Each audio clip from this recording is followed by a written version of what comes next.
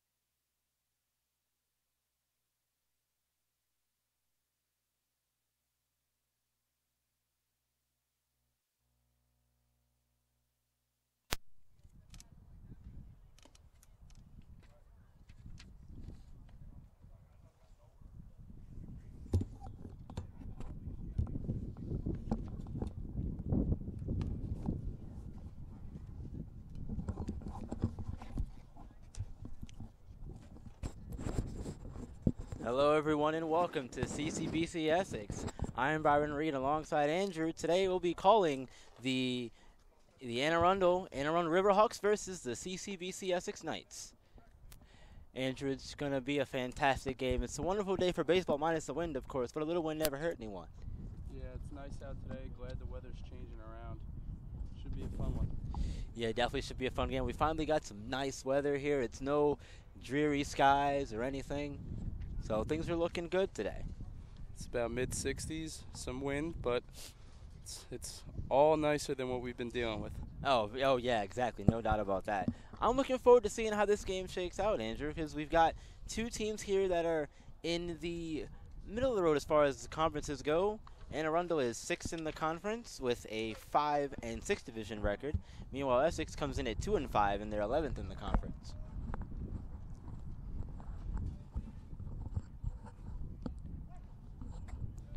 We're set for the first batter of the game, and it's fouled back to the screen. That is Samuel Ryan for the Riverhawks. Taking the mound for the Knights to start this game is Adam Biss. Second pitch of the at-bat is also fouled back. He's going to be behind in the count, 0-2. It's going to be interesting to see where he goes with his put-away pitches today. Yeah, put-away pitches are definitely a big deal. You want to get them, and here comes the 0-2. It's going to miss outside, 1-2.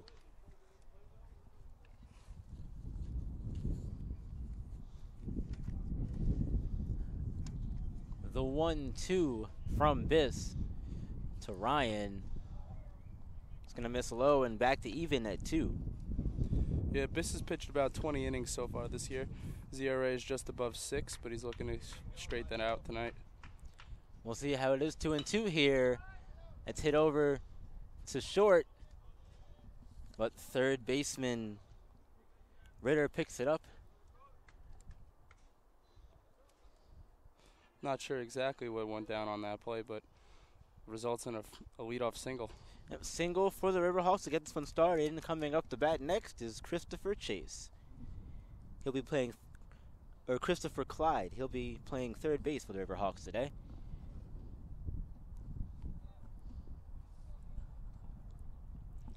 This pitch of the at-bat to Clyde. Holding. Double him off there as the catch was made by a second baseman.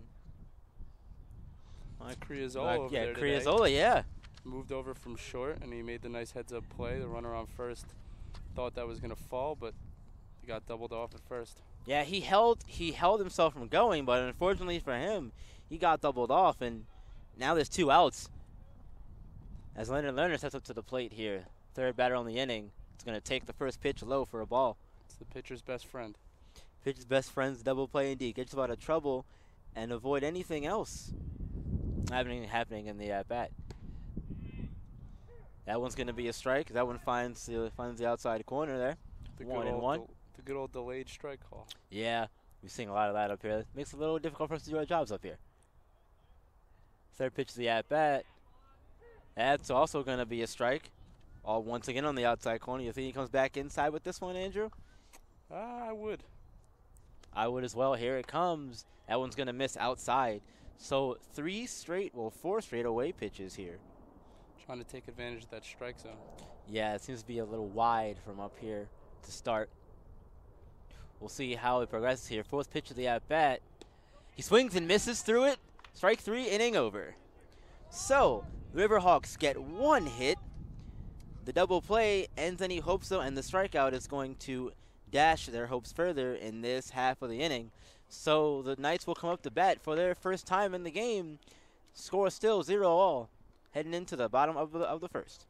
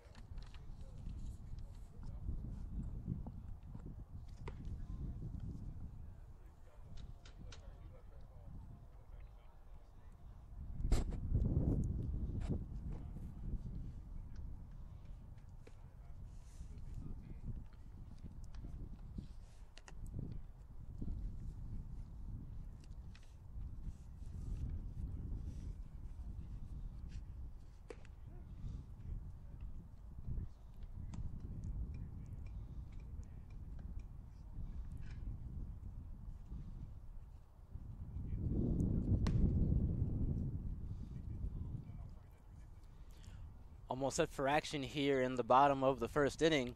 Knights coming up to bat, leading off will be Julio Criazola. Taking the mound for the Riverhawks is John Iaquinta. Yeah, he leads the team in innings pitched so far this season with 23. Also sporting an ERA just over 6. He's started 5 games so far. This will be his 6th. 6th start of the season for Iaquinta is going to get started with a shot to the shortstop over to first. First out of the inning. Sterling picks it up, fires it over to Lerner. First out of the inning for the Knights. And an aggressive start at the plate. Definitely an aggressive start to the inning. Taking the first pitch. Can't get more aggressive than that. Yep, first pitch swinging, but regardless of that, Chase Ritter's going to come up to bat here for the Knights. That one's going to be a strike on the outside corner there. Ritter is playing third base today. Second pitch of the at-bat.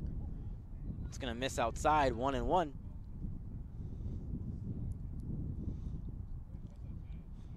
Third pitch of the at-bat to Ritter. That's popped up.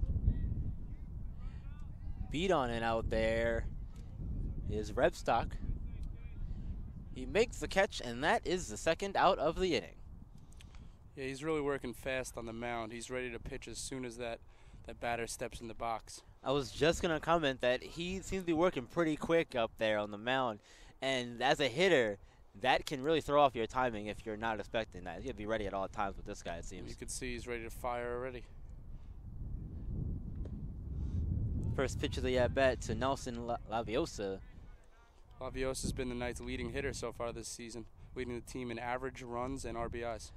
Mr. Do-It-All here pops it up. It's going to get out of play here, foul. He had a monster home run when we were playing at Dundalk the other day. He definitely did. He put a charge into that ball and sent it flying.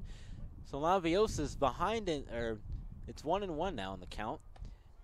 That one's going to miss outside. 2-1 now. Is the count to Laviosa. Iaquinta with the pitch. Pops it back, foul behind us here. Umpire asking for more baseball. Says now the count is 2-2.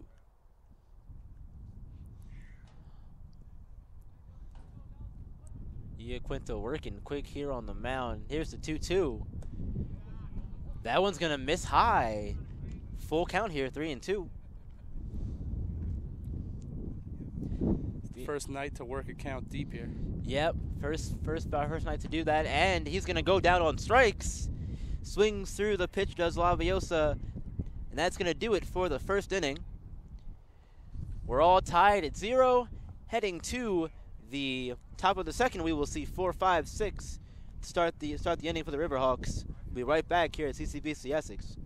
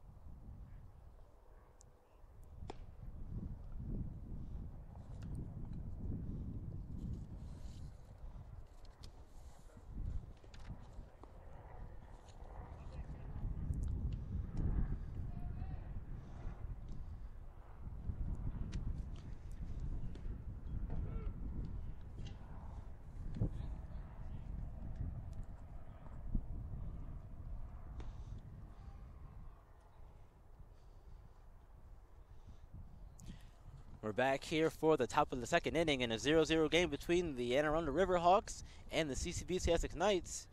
Getting us started here in the top of the second will be Brady Ward. He's playing catcher today for the Riverhawks, coming in with a .276 average. It's getting really nice out. The sun's out. It's warm out, but the wind is blowing in from center. Yeah, wind's blowing in, and that's going to knock some balls down as they get out there in the outfield for sure. First pitch of the at-bat is going to be a strike, finding that outside corner there.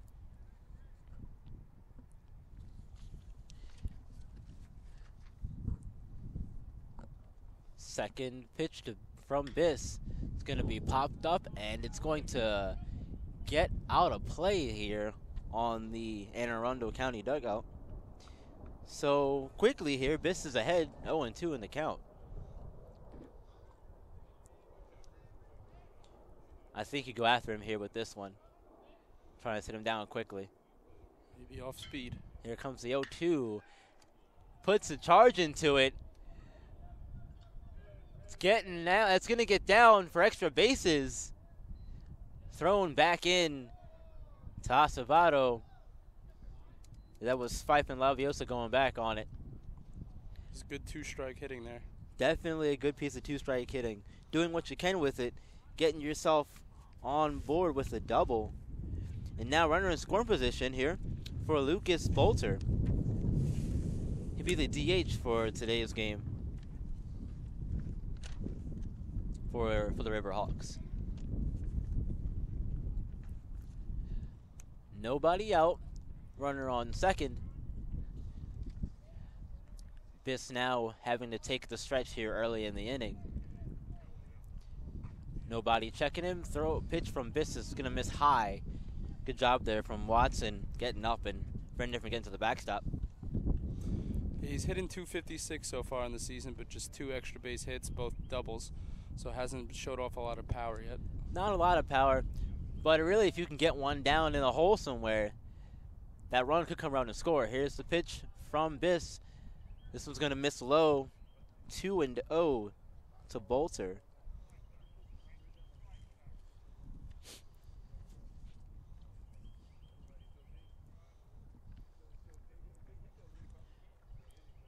Biss now ready to try and get back in the count here. Down 2-0.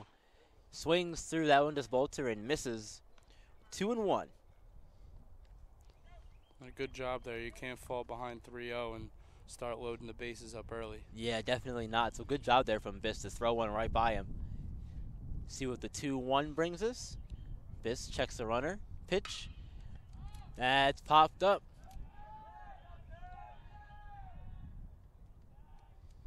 Catch is made out there. And thrown back in.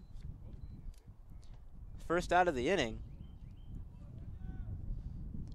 Good job by Laviosa to hold the runner and make sure he doesn't get a chance to tag up to third there. Yeah, great job there. Very smart heads-up baseball there, knowing your situation.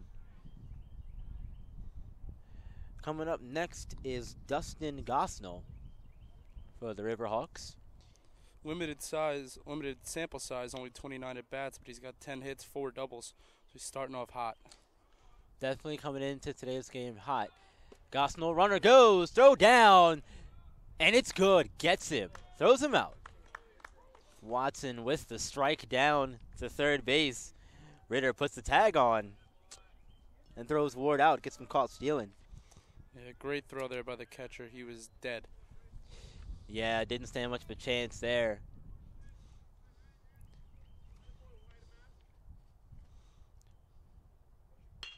That one is taken, but nice job there from Van Horn making the play, but can't get there in time to put the tag on the base.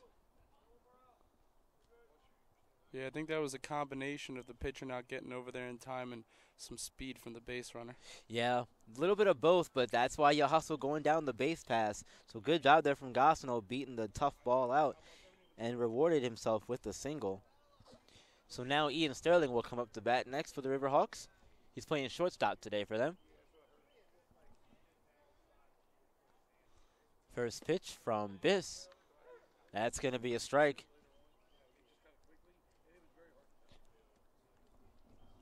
You've seen Biss get ahead of a few batters so far in counts today so far. That's definitely a good sign. Second pitch from Biss. It's going to miss, but a good block there from Watson. As Gosnell's going to be forced to hold. 1-1's the count.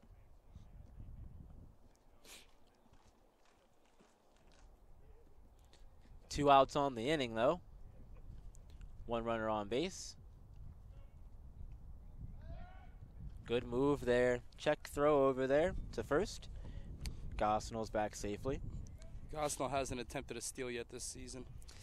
Well, we saw the hustle to get down the base pass there, so you would think he might have some speed on him. As Sterling swings through that pitch. 1-2. This is ahead in the count. Chance for him to get out of another one. Oh yeah, you definitely want to get out of this now and prevent any sort of damage with the bottom half of the lineup starting to come into play here. That pitch is going to miss outside, back even at 2. I'd like to see him come back with an off-speed pitch here. Try to get the strikeout. Yeah, you've seen the fastball a couple of times now. Try something off-speed, get the hitter off balance, maybe get yourself a strikeout. Here it comes, 2-2, swing on through and strike 3. Sterling goes down on strikes, and that is how we end the Riverhawks half of the second inning. They got a hit, they got 2 hits, no runs, they left 1 on base. Still 0-0 heading into the bottom of the second, where Essex will come up to bat. And we'll see Schaefer, Fife, and Van Horn to get us started. We'll be right back at CCBC Essex.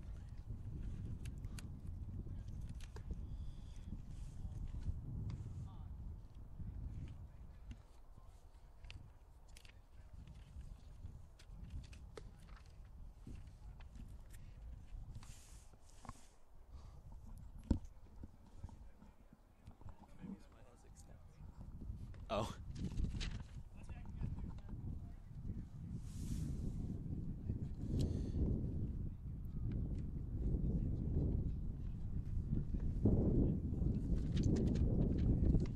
Yeah, you can use it if you want to.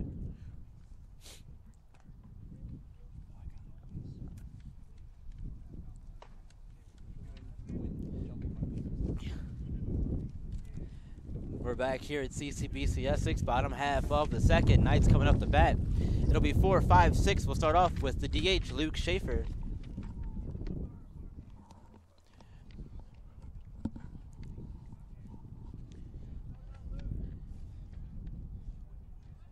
As Luke gets himself set in the box, Iaquinta's first pitch to Schaefer. It's going to miss inside, ball 1. Limited action so far this season for Schaefer, but he's hit when he's played. He's got hit in .391. He's got 9 hits and just 23 at-bats. There's a pop-up here that's deep center field. Diving. No catch, though. Ryan couldn't make the play. And now that's a great way to start the inning for the Knights as Schaefer gets himself a double. A great attempt by the center fielder. He really laid out there. Yeah, he definitely put his body on the line for that one. I thought he made the catch. Umpire waved him off, said no, he did not. Still an impressive effort. But the Knights now with the opportunity here with Mitch Fife coming up to bat. Runner on second base and nobody out. And here's another guy who's been hitting well. He hit a moonshot at Dundalk. 2-run homer to extend the lead. That was a bomb, and that was in that big inning there, that big 4th inning they had to win the game. First pitch to Fife is inside. Ball 1. Got the nice old school no batting gloves player grinding out at bats. Oh yeah, definitely grinding it out. And that was a big 5th inning for Essex in their last contest against Dundalk. Pitch is taken over to first base side, running out of room though is Lerner.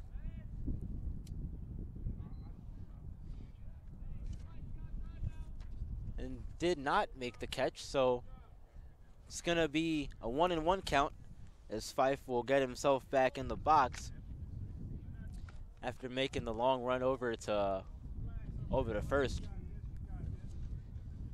Just to do it all again.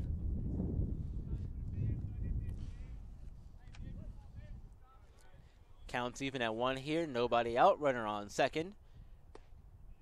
That pitch is going to find the zone here. 1-2 now to Fife.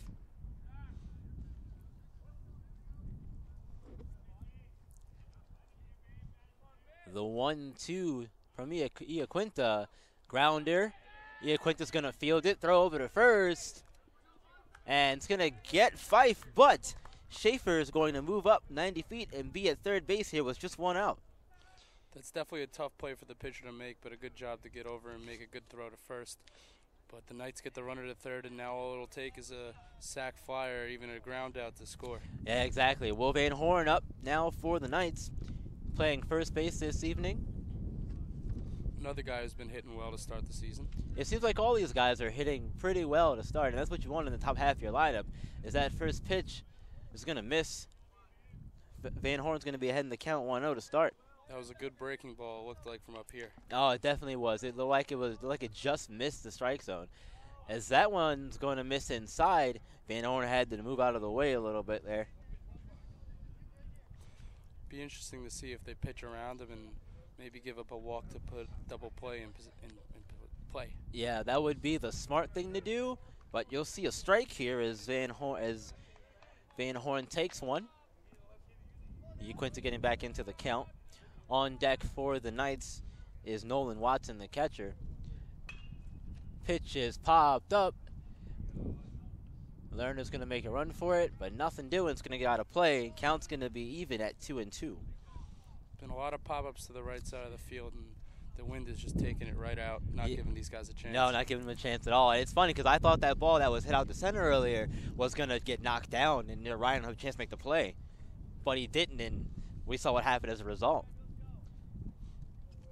So now we have a 2-2 count, 1 out, runner on third base here. As Quinta's going to try and get the strikeout possibly. Van Horn's going to take it. The dive there from Sterling's going to not allow him to make the catch. As Van Horn will get an RBI single for his trouble. The Knights will take the 1-0 lead. That's going to be Van Horn's 11th RBI of the season, second on the team, and it's a big hit for the Knights. Just snuck it through that hole. Yeah, definitely just snuck it through. Sometimes the ball has eyes, and that's what happened there as Watson comes up. Yeah, if the infield wasn't playing in, I think that would have been a ground out. They might have gotten the run home, but the Knights lucked out. Yeah, in that situation, if they were playing back, you trade the out for the run in that situation, I would think. But Watson's going to be down in the count 0-1 after fouling off the first pitch. Second pitch of the at-bat now is going to miss in the other batter's box here.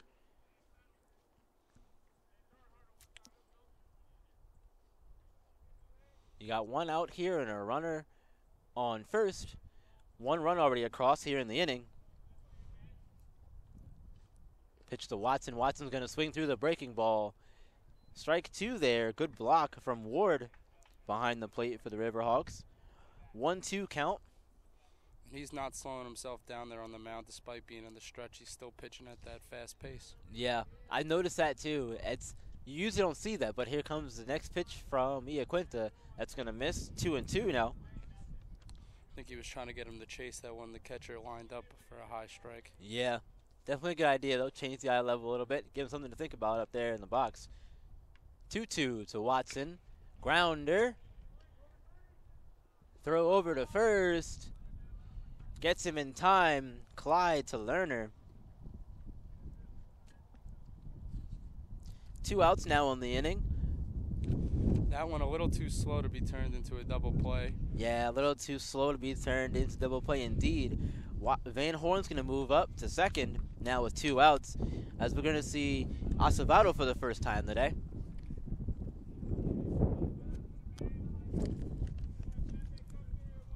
Acevedo playing shortstop in today's game.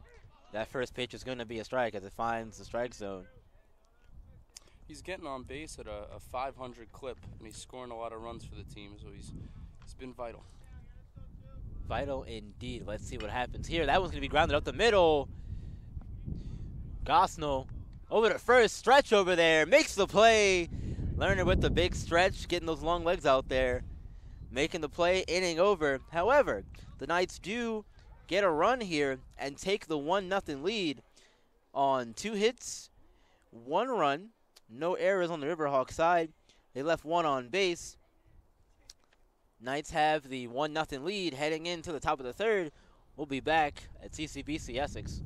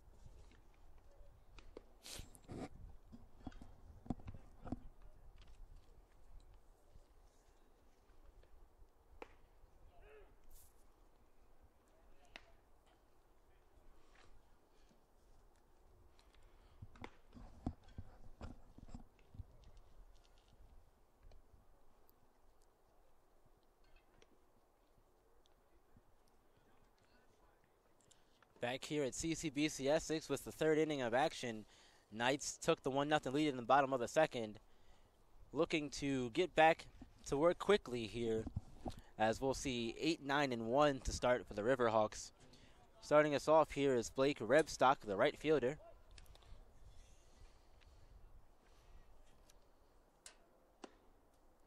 First pitch from Biss is going to be a strike on the corner there. And despite the 188 average, he scored 12 runs, tied for second on the team. So wow, that's impressive indeed. That second pitch rather, it's going to miss low in the zone, in the dirt. So when he gets on base, it seems like the Riverhawks pick him up. So something to look out for. Yeah, if he can get on base and get a run, that'll be big for the rest of the game. As that one's going to be taken to third base. Ritter can't corral it though. He's going to squirt out of his glove and get into the deeper part, or get into the short part there of left field.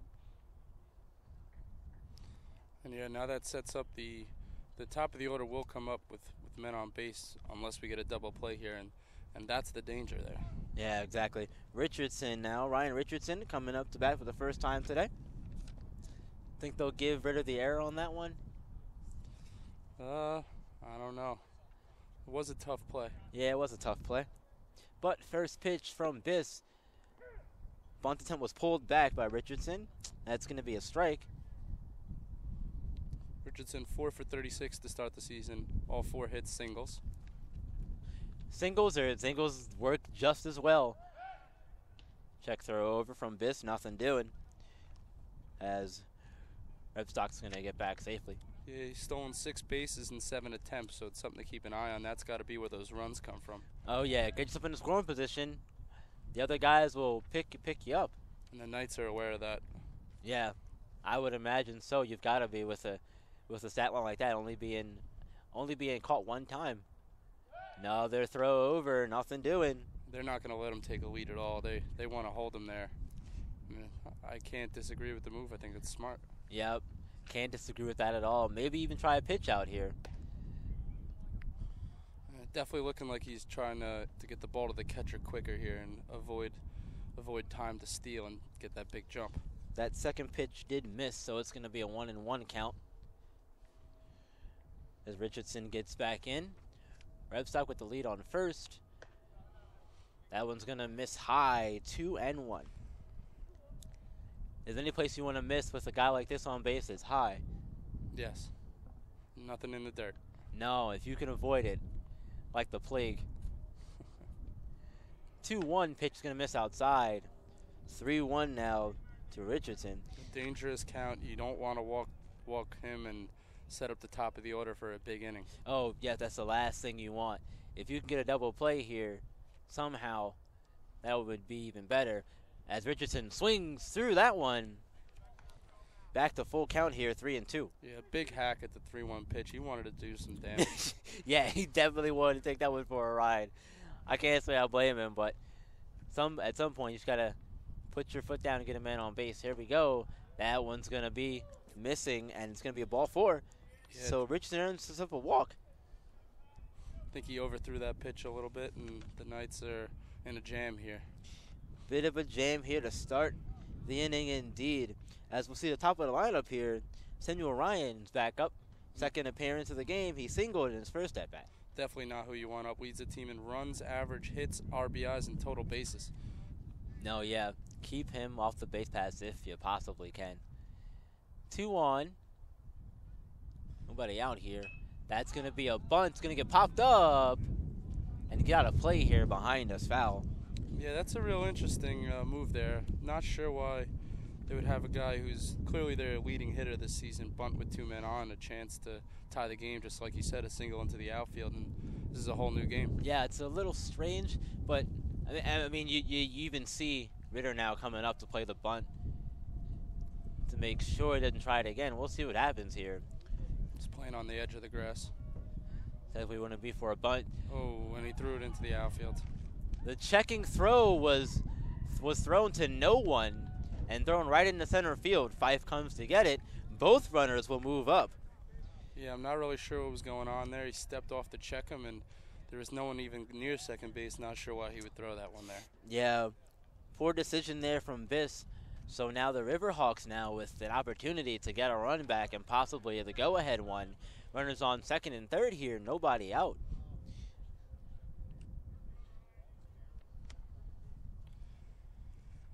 With an 0-1 count to Samuel Ryan.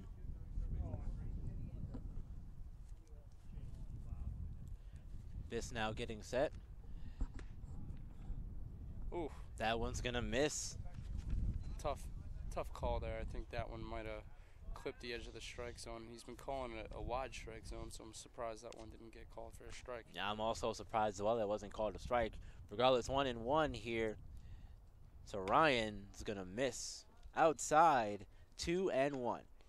He's got to settle down on the mound. I think he's getting himself worked up and trying too hard. Yeah, might be too concerned with the runners in scoring position here, but you've got to calm yourself down and get yourself back to focusing on you and the catcher.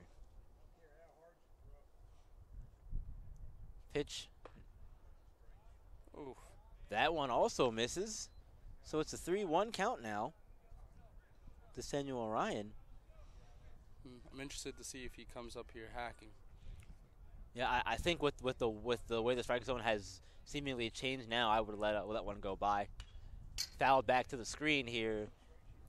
3-2. He took the hack. Yes, he did, and he was on it, but he fouled it back, just missed. Those are the worst ones to get, where you just miss it and you know you could have did something with it.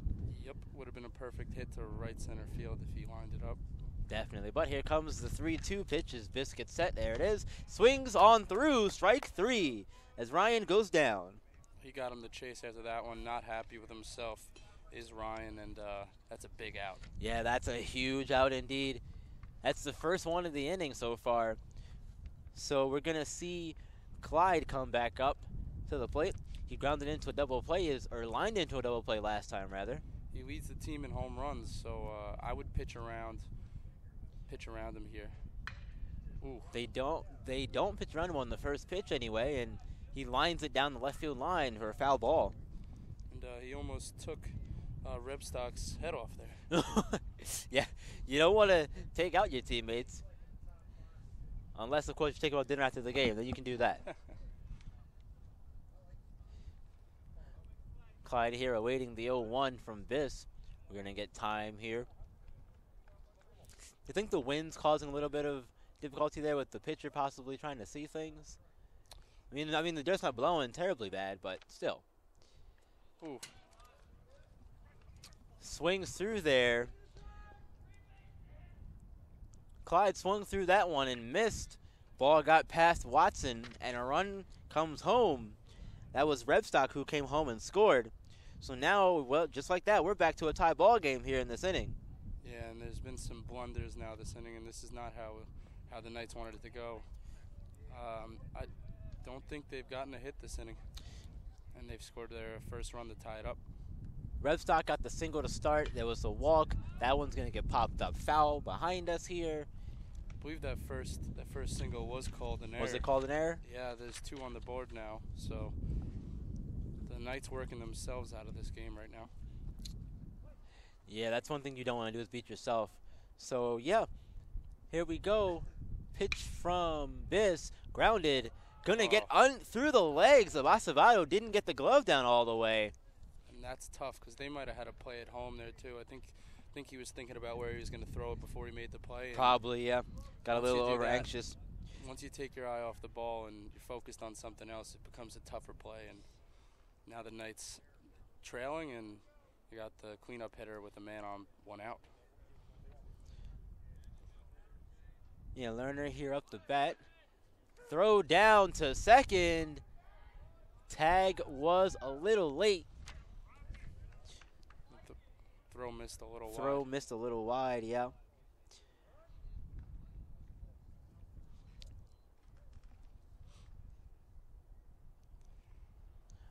Clyde down to second. Lerner up to bat now. This is the 3rd hitter, my apologies. That was going to find the zone. And now Biss is ahead 0-2 in the count. And that's why I'm here, man. Yeah. Keeping everybody on track. Try to, anyway. Thank you. It's tough to be doing the camera and color. I'm multitasking. Oh, yeah. It gets into my head. Definitely. I'm multitasking, man. I got the book over here and doing everything. Learner thinks about it, but decides not to go around. Good job there holding off. 1-2 count. Do like the pitch, and a good job by the catcher to make sure that didn't get away from him. Yeah, with the mistakes we've seen so far in this inning, definitely a good job to prevent that one from getting by. Runner on second. Foul back here to the screen again. Hit one of the poles in the backstop back here. Count's gonna stay 1-2.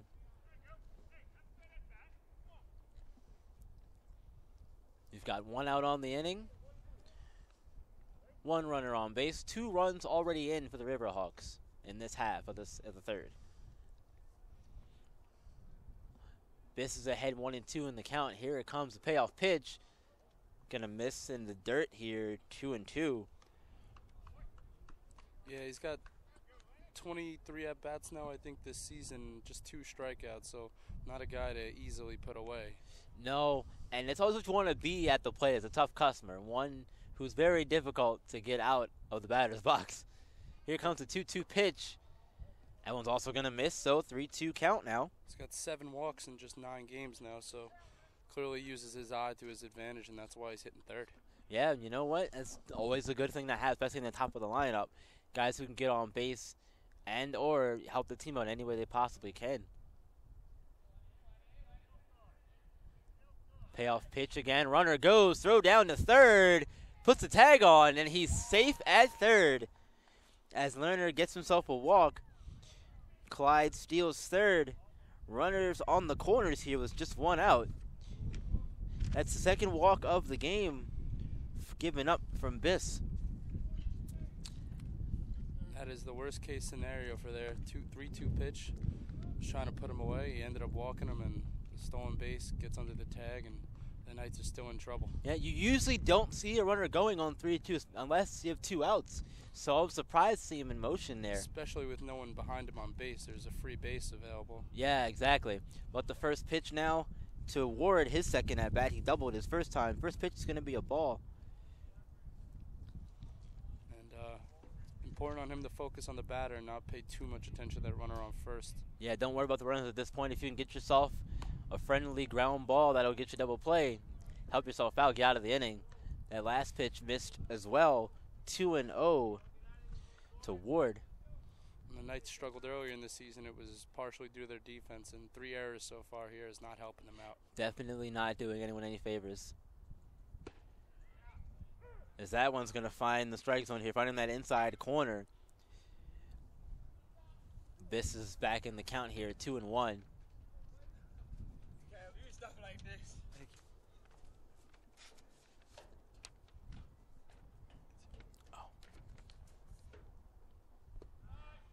That one's also going to miss.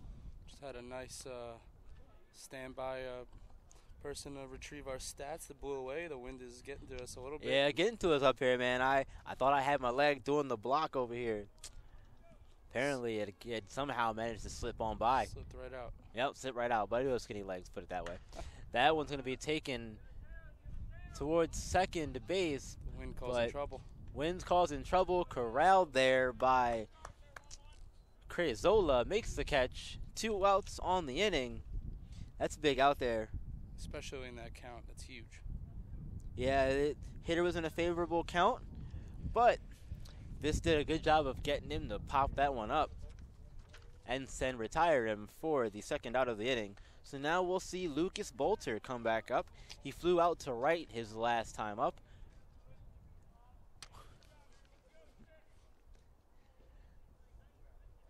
Had a little friend there on the stat sheet there. Got some bugs joining us. The first pitch is going to miss inside. Nearly got him. Yeah, nearly hit him, but Bolter did a good job there of Interesting to see turning if his body. Interesting to see if he attacks the outside of the plate now. I'd work it back inside. Shows he's not afraid to throw inside, but here comes the pitch, and that one is going to miss low in the zone. You were right. 2-0 count. Coming back inside with that. Yeah, definitely got to show you're not afraid to go inside. Just because you almost hit someone doesn't mean you should shy away from it. Got to own both sides of the plate. The 2-0 once again inside. This one finds the zone this time. 2-1. Runners on the corners here, 2 outs. And Arundo's already got 2 so far in the inning, looking for more. That one's taken. Acevedo gets it over to Crizola, and that's going to end the inning. Fielder's choice gets the job done and ends the top of the third for the Riverhawks, but not before they get 2 runs and take the lead. Riverhawks ahead 2-1 going into the bottom half of the third. We'll be right back with the 9-1-2 of the Knights here in the bottom half of the third inning.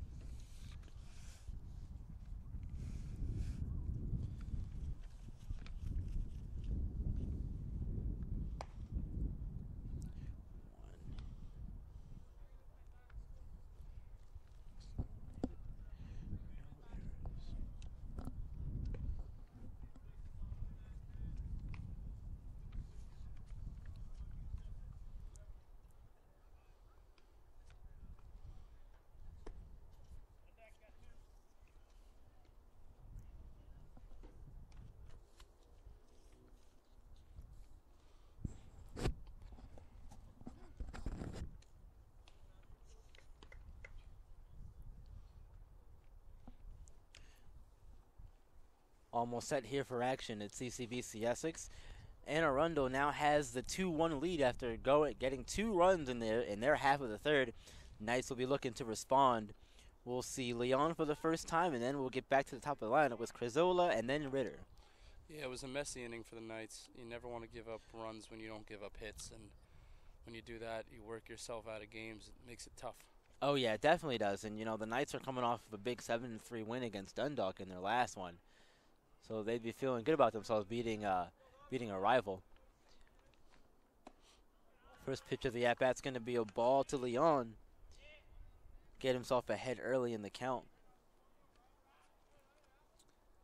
Second pitch of the at-bat now is also going to miss. 2-0 now to Robert Leon. He's playing left field today for the Knights. Third pitch now. That one's going to be a strike. Gets himself back in the count here to Iaquinta. 2-1. Still working very fast here as Iaquinta as the 2-1 comes in. Leon takes it over to Gosno. Gosno over the first. Another good stretch there from Lerner. Gets the first out of the inning.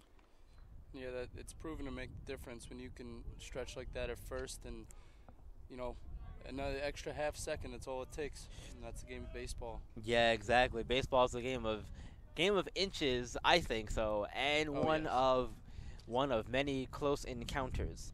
So that ground out from Robert Leon is going to be the first out of the inning. Back to the top of the lineup here as Crizola drops the bunt down. Great play there by the first baseman. I don't know if he slipped or if he meant to do that, but regardless, it's a nice grab. Yeah, Crizola dropped the bunt down, but unfortunately for him, Lerner was there to get it and get the second out of the inning. Just shows how important defense can be in this game. That's 2 good plays by the first baseman now.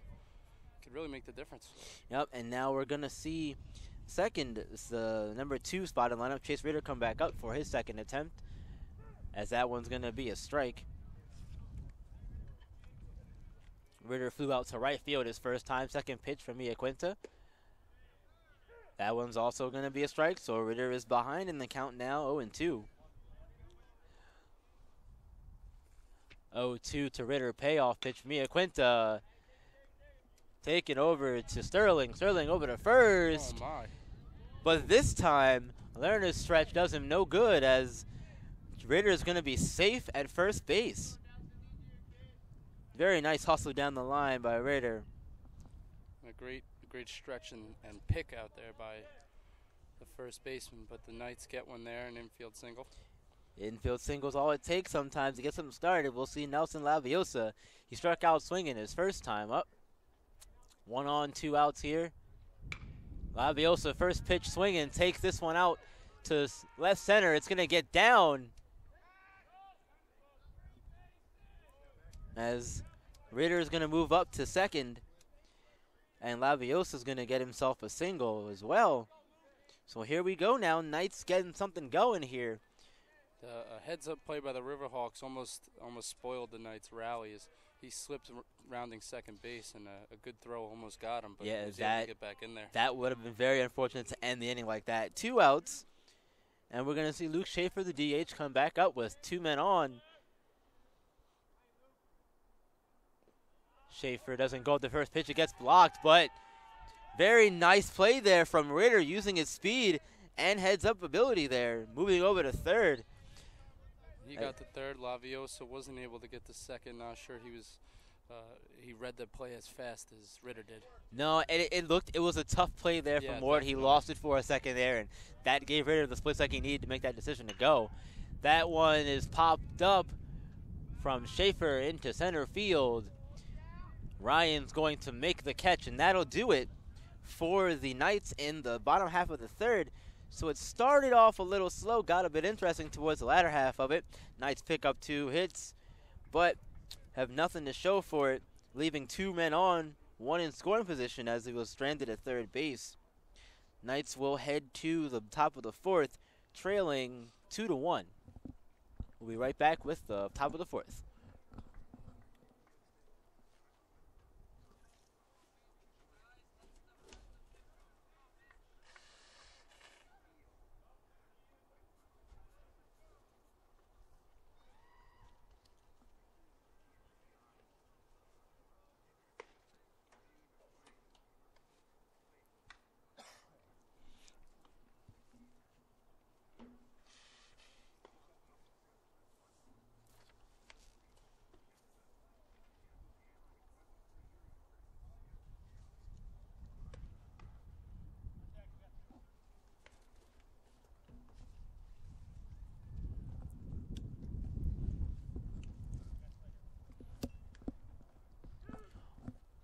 Almost set here for action in the top of the 4th. The CCBC Essex. I'm Byron Reed alongside Andrew here, calling this game for you.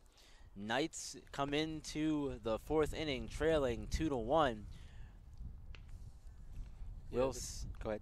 Oh no, I was just gonna say it's a nice day out and a great environment here. Yeah, it definitely is. Always a great time to be here at CCBC Essex, calling one of these games and just being around baseball in general. Yeah, and this is Andrew Feminella, who's been on the broadcast before. I gave Byron a pass. I got a tough last name to learn on the fly, so I'm letting him just call me Andrew. I appreciate that, Andrew. As we get started here with Dustin Gosnell. First pitch, that's going to be a strike. This gets himself ahead in the count early. Nice job here. I'm looking to see how the Knights respond after that, what some would call a sloppy 3rd inning. Yeah, they definitely need to straighten things out defensively. The ball hasn't reached the outfield much today, and when that happens, usually you should not be giving up runs and playing sloppy. Yeah, exactly. When your pitcher does the job to keep the ball in the infield, you got to back them up, but there's been errors all around. Even the pitcher made some. Yeah, it happens. 1-2 count now to Gosnell. That one's going to get out and out of play here. Count's going to stay 1-2. Definitely also important he keeps attacking these hitters, because when he starts walking guys and it gets to his head, and it's not what the Knights need. He needs to stay aggressive. Yeah, definitely staying aggressive is key here. That one's going to get grounded over to Crazola. Crazola over to Van Horn for the first out of the inning. Yeah, and that was a good breaking ball. Got him to step out of the box a little bit. He pulled his right leg out, and it's rolled over to second, a nice easy out, and that's what happens. Yep, and you know what? You need those. And you keep saying it, staying aggressive is very key, especially for Biss. He fell behind, got into some trouble there in the 3rd, but starting off better here. 1 out after the first batter. And when he's attacked hitters, he's been able to get, like I said, weak contact and a few strikeouts, and that's what the Knights need, and he has the ability to do that. Yep, exactly. Sterling now back up for the Riverhawks. And that pitch is it's going to be a strike, so it's a 1-1 count to Sterling. 3rd pitch of the at-bat here from Biss. Sterling swings through. 1-2 count now. Very good job here by Biss. Payoff pitch. Swing and a miss. Strike 3. Sitting him down on strikes for the second time in this one. And that's what you got to do. Sterling's a hitter who hasn't had much success with the bat. He's been able to walk, and when he walks, he steals bases and makes trouble, and you got to come after a guy like that. Yeah, exactly. And Anne Arundel's weakest hitters in terms of average are in the bottom half of this lineup here in the 7, 8, and 9 slots respectively. We'll see the 8th hitter now, Redstock, back up. Yeah, the Knights team is batting a bit over 300, and Anne Arundel only batting 256 as a team, so the bottom half of the order is a bit weaker, and they need to take advantage. Yeah, this is where your outs should come from if you're Essex, is that one's going to be fouled back. It's going to be a 1-1 count here to Blake Rebstock, as he singled and came around to score later on in his first appearance. Or that was the error, rather. He reached on an error and then came around to score on his last attempt. Didn't change it here in my book like I meant to. The scorekeeper is giving him, I guess you could say, a break for us. By calling that an error, but yeah, that's what's going to happen. Home games, you got home scores. Yeah, it's baseball. Right, exactly. 2-1 count here as everyone is getting ready to get back and get set here. Did the catcher get a piece of that? I think the umpire gave him a second to shake it off. Yeah, good job there, the umpire, letting Watson take care of himself. As that one is going to miss the outside corner. 2-2 now. Yeah, the Knights dugout calling for that same pitch again because it was a good one. That one's going to be taken out to right field and get out of play here. And split some people walking around the park over there. Got to pay attention at all times, everyone. We're even at 2 now after the foul ball. So here we are, the payoff pitch. It's going to be swung on and missed, and the tag is applied as Rebstock wasn't even going to attempt going down to first. That's going to do it for the 4th inning. Much quicker one this time. Go down in order, 1, 2, 3. So nothing doing there all around from Riverhawks. We'll see the Knights back here in the bottom half of the 4th. Riverhawks ahead 2-1. We'll be back here at CCBC Essex with Fife, Van Horn, and Watson to get us started. We'll see you soon.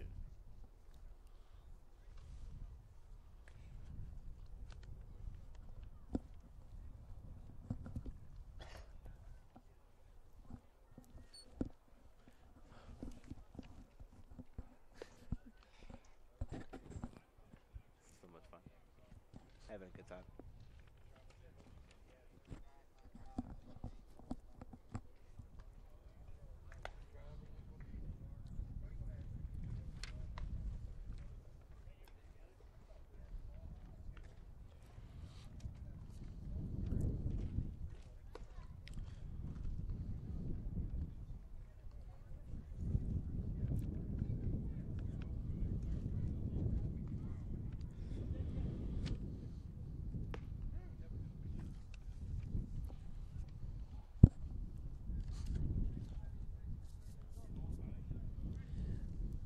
Back here at CCBC Essex, the Knights are still trailing 2-1 in this one, but we'll see 5, 6, and 7 to get it started as Mitch Fife steps up to the plate. We're almost ready to get the bottom half of the 4th started. This game moving along quite fast. I was just making a comment. It seems like it's moving along pretty quickly here, my friend. Despite the sloppy play, which is very unusual because we've had 2 good pitchers out here. Yeah, very good pitching matchup today. As the first pitch is swung on, popped up. Lerner's going to call and collide there with Fife there, who was trying to round the base and get to first, but he's going to be ruled out due to interference on the play. And Lerner is down, but he's getting himself back up.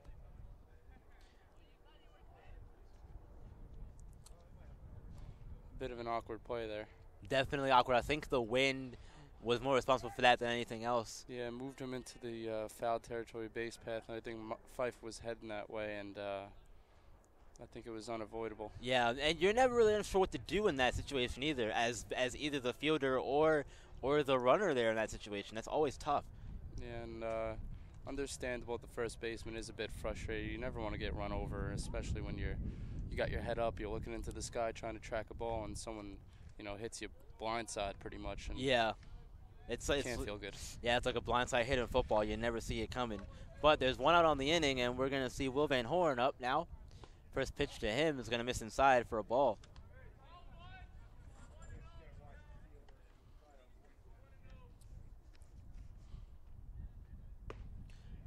Second pitch is going to find the zone here, 1-1. The Knights are coming into this one winners of their last 4. Winners of their last 4, 4-1 in their last 5. Yeah, they started the season slow, and it's good to see them bouncing back. Would be nice to get some wins in conference. Yeah, those are always bigger games to win. As Van Horn's going to take this one, count's going to be even back at 2. As the one pitch prior to this one was a ball. So 2-2 count now to Van Horn. Here comes the pitch from Quinta. He's going to drive that one into left center. But Ryan is there to make the catch. There's the second out of the inning. Good contact there, but right at the center fielder. Only had to take a few steps to his right and shield the sun. And it's the second out of the inning now. Yeah, it's definitely one of those times where you get punished maybe for hitting the ball a little too hard. We're going to see Nolan Watson, the catcher, come up to bat here. Third batter of the inning. First pitch to him is going to miss outside for a ball. Watson grounded out to third his first time up. That was in the second inning. The next pitch is going to miss in dirt outside as well, so 2-0 now. Watson getting ahead. Tied for the team lead in walks, so.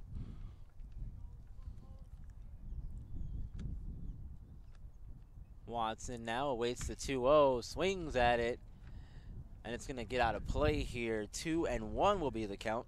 And that's 3 straight pitches outside to him.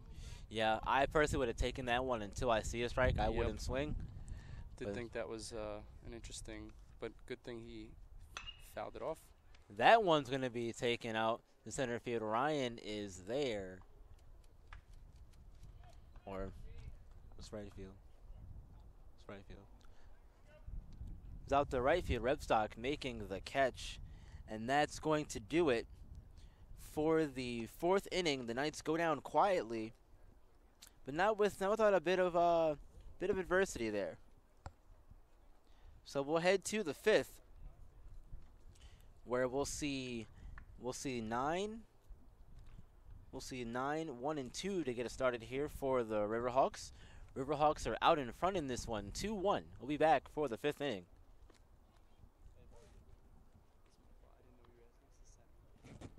I was looking out in center and I saw him back up and I was like.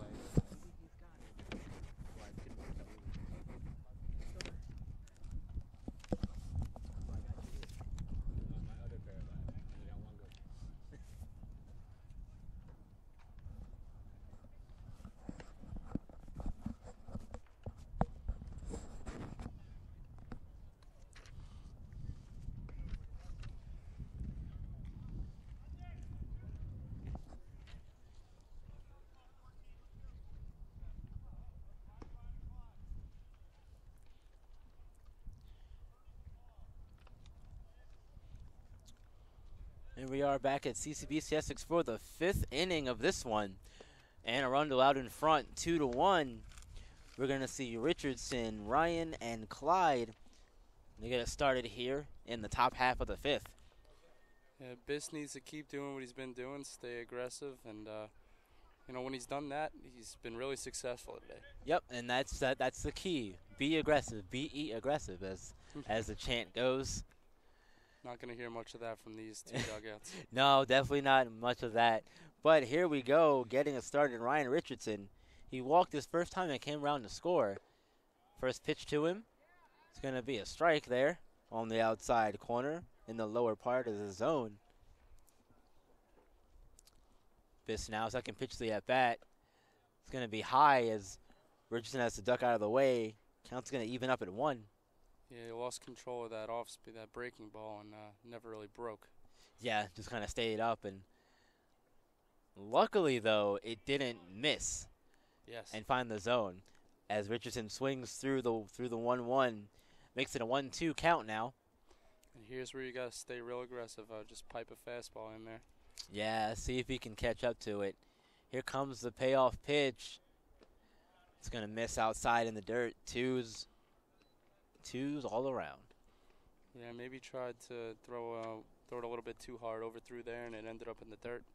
A good idea. Yeah, it happens sometimes. Here comes the 2-2. There it is. And Richardson's going to go down on strikes. Getting him to swing on through it. Pumping the fastball right by him for the first out of the inning.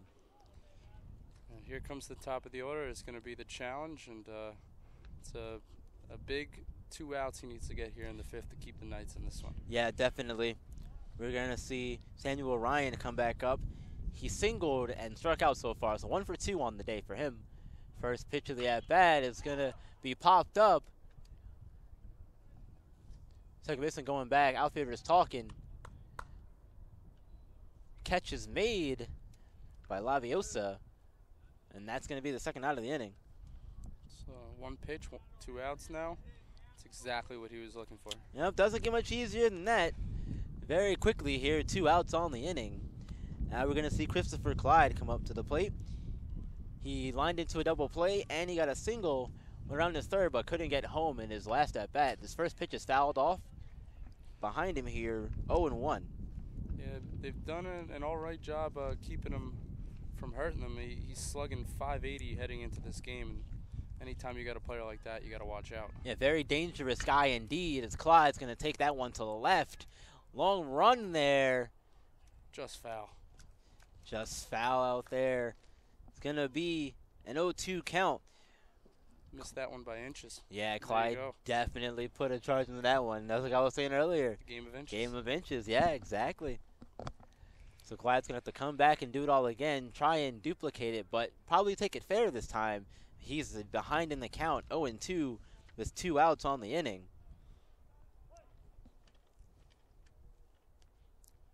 Put away pitch here.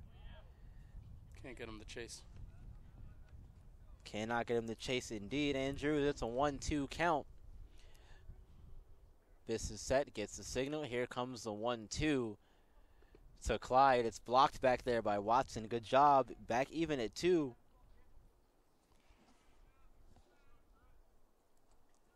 You don't want to force a full count and then put some more pressure on yourself. So. Yeah, don't want to let him get away from you here as the 2-2 comes in from Biss. Clyde, another shot down left field. That one's also going to get out of play. That one was a lot more foul, but again, he's out ahead of the pitches and he's cranking them, but he's got to straighten it out. Yeah, if he can get a hold of one, next time he might get lucky and get one to go. But again, the 2-2, it's going to miss outside. Back to a full count here. And with that wind dying down a bit, might be able to get one over the fence if he gets a hold of it. Oh, yeah, definitely. Full counts now. Swung on and fouled. Got a piece of it there, did Clyde. Nice job staying alive in the at-bat. Yeah, might have been ball 4, but you got to do to stay alive at the plate. Yeah, at this point you got to protect in the count. Anything close you got to take a hack at. That's what I was always told as a ball player anyway. Anything close, you got to swing at it. Even if the umpire strike zone can be a little crazy at times. Trey Turner could learn from that. Yeah, exactly. 3-2s, grounded over to Acevedo, throw to first. That's going to get him and do it for the Riverhawks in the top of the 5th inning. Nothing doing there as they go down in order, 1, 2, 3. We're going to see the Knights come back to the plate here with 8, 9, and 1 to get us going. We'll be back with the bottom of the 5th. Riverhawks still in the lead, 2-1. Had to get that in there. I mean, that's fine. Got to. 2, 3. Make these marks here. Yeah. Nothing.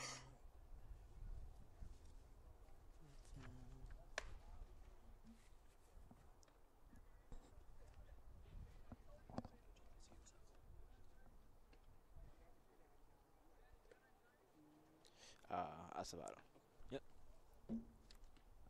Yeah, the lines are where the last batter was, or the ones who didn't bat in the inning. So that's how to sort of keep track of who's to hit next. And also because in the book it's like, oh, there's like samples here, and they have them all. I do that to keep track, but they usually don't. Whatever. Me, it helps.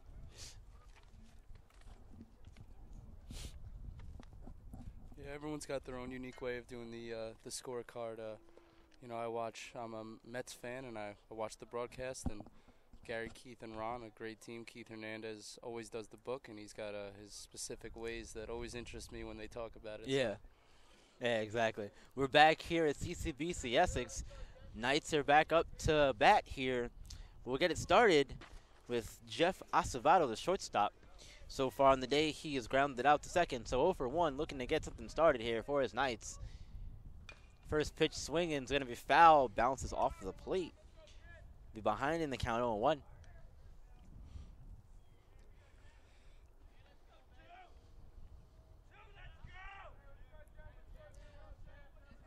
Acevedo here, set the play, resumes. That one's taken, but hit right at the third baseman over to first. Stretch. First out of the inning. So he's grounded out to second and grounded out to first so far in this one with Acevedo. We're going to see Leon back up. He grounded out to second base as well, his first time up.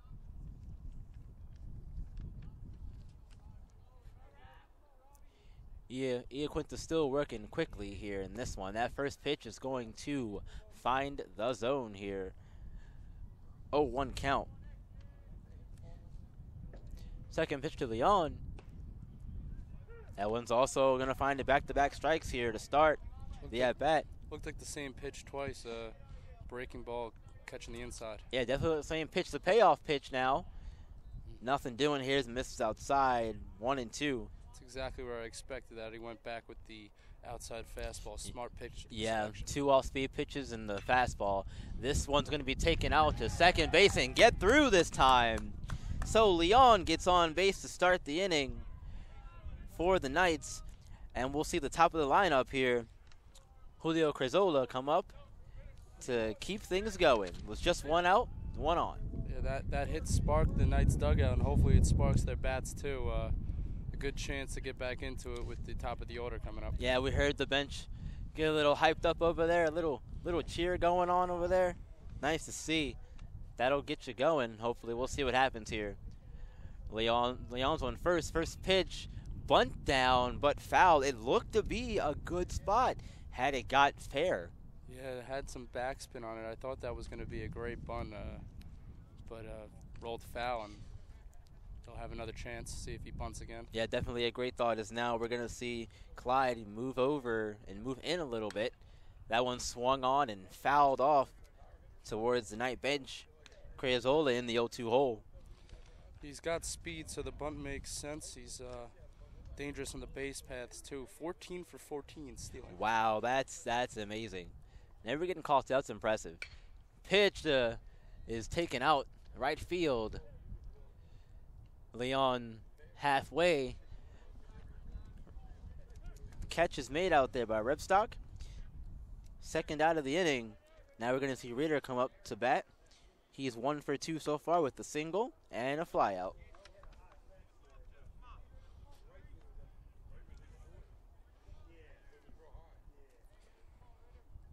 Ritter has an opportunity to set the Knights up big time here with the heart of the order coming up.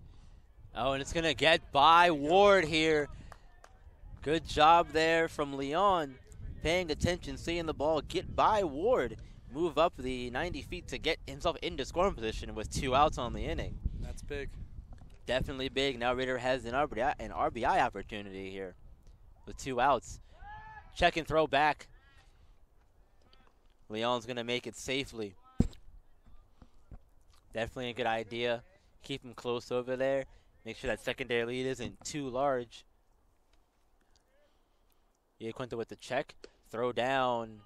First pitch or second pitch of the at-bat's going to miss for a ball. So 2-0 is the count as Ritter works himself ahead and into a favorable situation here at the plate. Leon with the lead on second. Pitch is going to find the zone here. 2-1 count now as Iaquinta works himself back into the count with the strike on his hands. Yeah, keep an eye on the second baseman, not holding the runner as much now as he was, so the hole is gone. But it's still a decent-sized hole on the right side of the infield. Yeah, but if it's hit towards the middle part where either the second or first baseman can make a play on, I don't think either of them are going to get there in time. No, but he's holding him a little less now. That one's taken out to right. Catch is made out there by Rebstock, and that's going to do it. So the Knights go down, not in order, but they did a little bit of something. They left one man on base, got the hit from Leon, but no runs to show for it.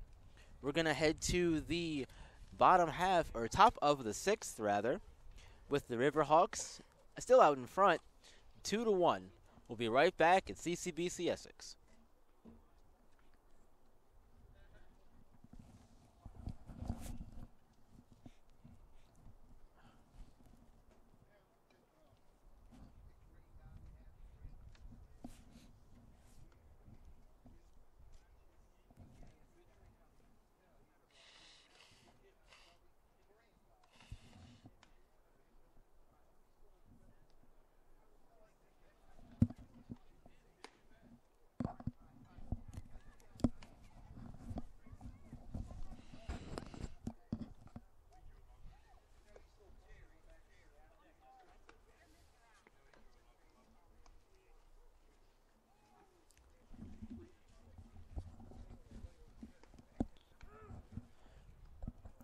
Welcome back here to CCBC Essex. If you like pitching and defense, you're loving this game so far. It's a 2-1 Anne Arundel lead with the 3, 4, and 5 hitters of the Riverhawks coming up to start the top of the sixth. I'd like to give a quick shout out and thanks to Matt and Rebecca from the equipment room for helping us out. We're a bit short-staffed because of the rescheduled game. Another thanks to Byron for taking a day off to come here and help us out with the stream. And thank you everyone that's watching. Yes, thank you to everyone that's watching out there. Indeed, this has been a really nice day to call a baseball game as we're set for action here in the top of the sixth. First pitch is going to be swung on by Lerner here, but it's going to be a strike regardless. Yeah, I think either way. Yeah, either way it's going to be a strike, I think. Here we go, the 0-1 is going to miss and fall out of the glove there of Watson. Luckily, no one was on base. 1-1 count here. It's not the easiest to tell from up here, but it did look like he went around on the first pitch. Huh, yeah, and it's so tough to tell from really anywhere what happens out there. That one from Lerner is going to be taken out to left field. Leon's going to make the catch out there, and that's going to be the first out of the inning.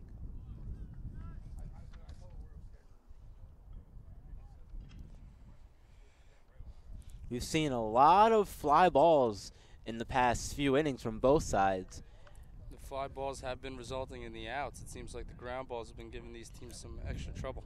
Yeah, and for some reason it always seems that way. It must be something to do with the way the ball rolls off the grass and all that stuff. But second batter of the inning is up. First pitch is going to miss outside for a ball. This is Brady Ward back at the plate. So far he's 1 for 2 with a double and a fly out to second. Ground balls fouled to the third base side. Nothing doing there.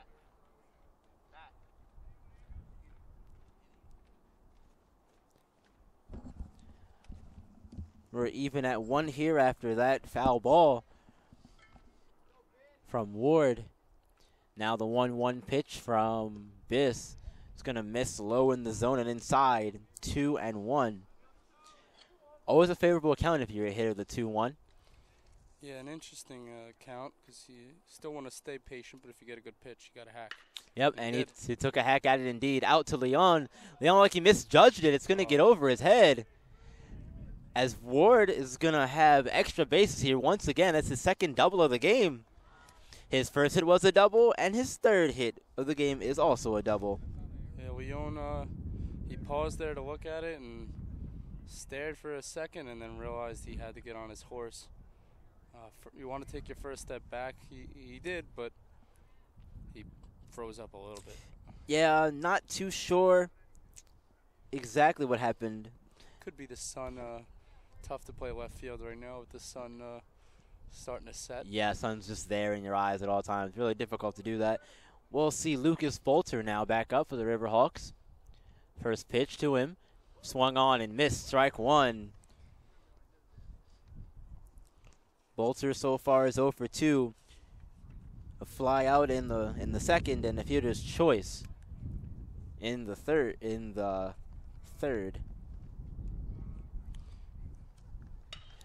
That one from Bolter is taken over to third. Over to first now. There's the out. As Ritter throws over to Van Horn to collect that second out of the inning. So good job here from the Knights responding to that double by getting that second out. And good job to keep that runner on second. Yep. You get the ball if you're Ritter. You check the runner back, throw over to first and get the second out. Now we're going to see Dustin Gosnell back up to plate. First pitch is going to be popped up and going to get out of play here towards the Essex dugout. That's going to make its way into the lacrosse field where some kids are practicing. Not sure if they want to try to use those balls with lacrosse. Probably not a good idea. I don't think it'll work as well. May not be as safe either. No. Gosnell so far 1 for 2, single and a ground out on the day so far. The 0-1 is going to miss. Count's going to be even at 1 here. 2 outs in the inning. Runner on second.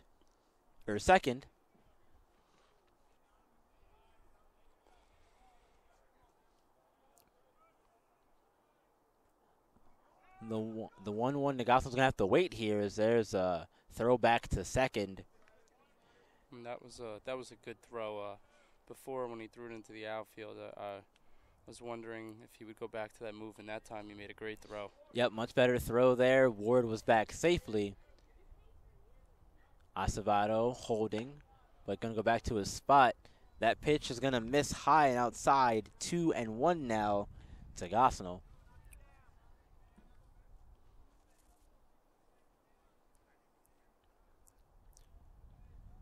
Biss gets the signal. The 2-1 is on its way. Over to second. Throw to first quickly now. Making the play. Carrizola to Van Horn, and that's going to do it for the top of the 6th. Riverhawks get a hit, but nothing else. That's all they had to show for. They also leave 1 man on base. So that's going to do it for the top half of the 6th inning. We'll be right back with the bottom half of the 6th. Knights looking to get back into this one. They trail 2-1.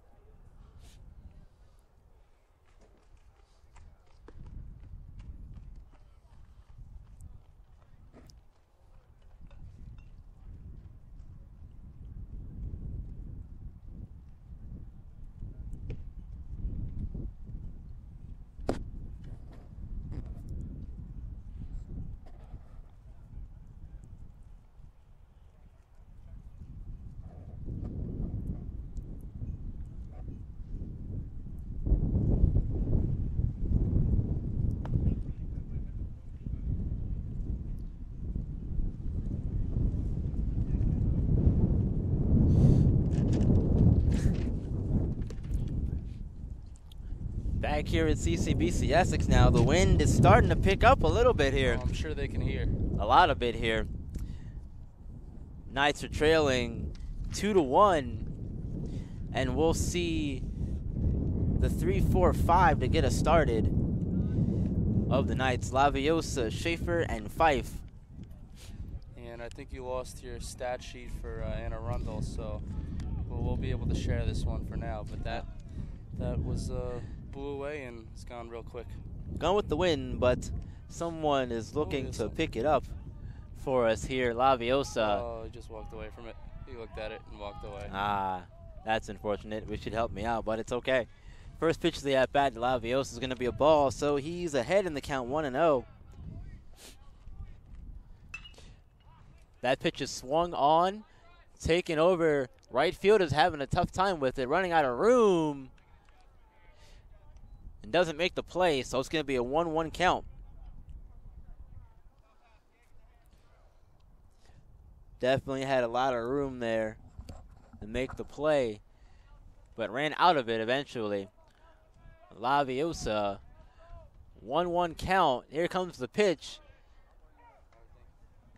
And that's going to find the zone here. 1-2 now to Laviosa. And this nice man is going to pick up the sheet and get it back to us. Wonderful. Thank you so much, sir. It's going to be a 2-2 count as that one misses high and inside.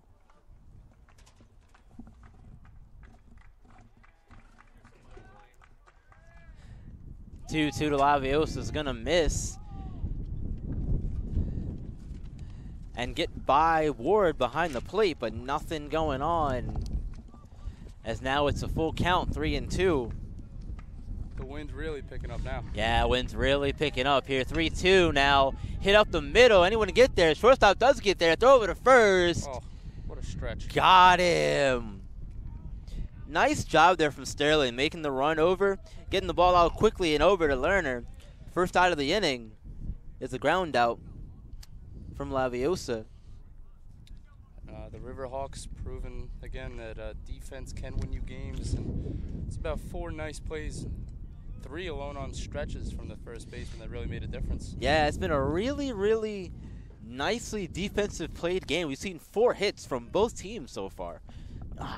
There it goes again. That first pitch to Schaefer is going to miss for a ball. Yeah, it's all good. I think we just lost it again. Yeah, we definitely did.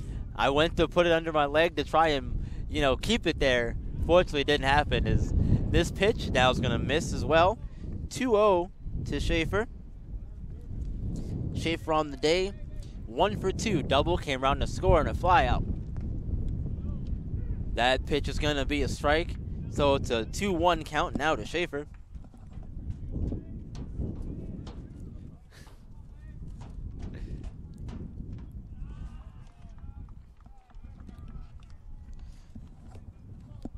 Last pitch was taken low for a ball. Sorry, we were both distracted. We got the stat sheet back again. Yeah, got the stat sheet back. 3-1 count. Good.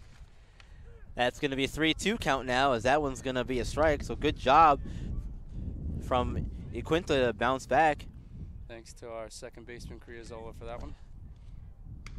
That one's popped over. It's going to get out of play on left field side. Skied it way foul. So we got some action there in the Essex bullpen. Count's going to still be 3-2 here. Some stretching in Anne Arundel's bullpen as well. That one's going to be driven foul as well. Schaefer staying alive here with 2 strikes. Schaefer doing a good job of doing just that. Staying alive, battling, fighting off some tough pitches. As a hitter, that's what you want to do as a pitcher. You don't want them to do that at all. You want them to go down quickly. Here comes the 3-2. Schaefer is going to foul it off. Might have a play, but nope. Decides against it. Puts the helmet back on, does Ward. And runs back to field here as it's going to stay 3-2. It's 3 straight outside pitches he's fouled off. Staying alive. I need to start playing that song here in a little bit here. Fouls another one off. We're going to get time here.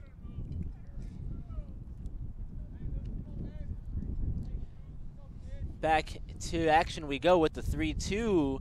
It's going to miss, and Schaefer's going to work himself a walk. Nicely done. Now we'll see Mitch Fife come back up, and if anyone's due for a hit today, he is. He's 0 for 2 so far with a ground out ground out and a fly out. He grounded into a fielder's choice his first time up. And despite the power with this wind, I'd be surprised to see him get one out. And a bunt though to the pitcher over to first. Play is made successfully, but a good job there picking up your teammate, getting Schaefer over to second with 2 outs. And another great play by the first baseman. That throw was a little wide, almost connected with the runner, and threw his glove up and made the nice grab. Yeah, very nicely done there by Lerner over there. Now we'll see Will Van Horn up, looking to get himself an RBI here and tie the game up. That first pitch is going to find the zone for a strike. Van Horn 1 for 2 on the day with a single and a ground out, or a fly out to center field. That one's going to miss, but a good block back there by Ward, preventing it from getting by him. 1-1 count here.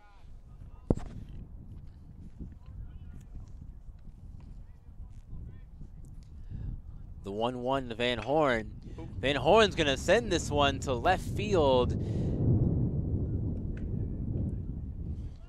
It's going to end up foul. And that is indeed going to end up foul. Thank you for the call there. But he got a hold of it. He made some good contact, and just like the Riverhawks before, if they can straighten that one out, it could be trouble. Yeah, that may have even gotten out of here had it gotten far enough, because it definitely had some carry to it. But 1-2 count here, runner on second, 2 outs. That one is going to get by Ward as he stands up and couldn't get the block. Schaefer's going to move up to third on the passed ball there. Yeah, we've seen that happen a few times. There's been a few pass balls or wild pitches that allowed runners to take advantage. And despite the low score, the Knights have another runner in scoring position with 2 outs. Yep, Knights here now. 2s across the board. 2 outs, 2-2 count. Runner on third base here. Time here. Taken by the catcher. Van Horn now awaits the 2-2. Popped up. Lerner with the call and makes the catch, and that's going to end the inning for the Knights. So they had a chance there with a runner on third, but it left him stranded. As Van Horn flies out to first to end the inning. That's going to conclude the 6th inning of action here at CCBC Essex. Riverhawks still on top, 2-1. We'll be right back with the top of the 7th here at CCBC Essex, where we will see the Riverhawks 7, 8, and 9 getting us started here. We'll be right back.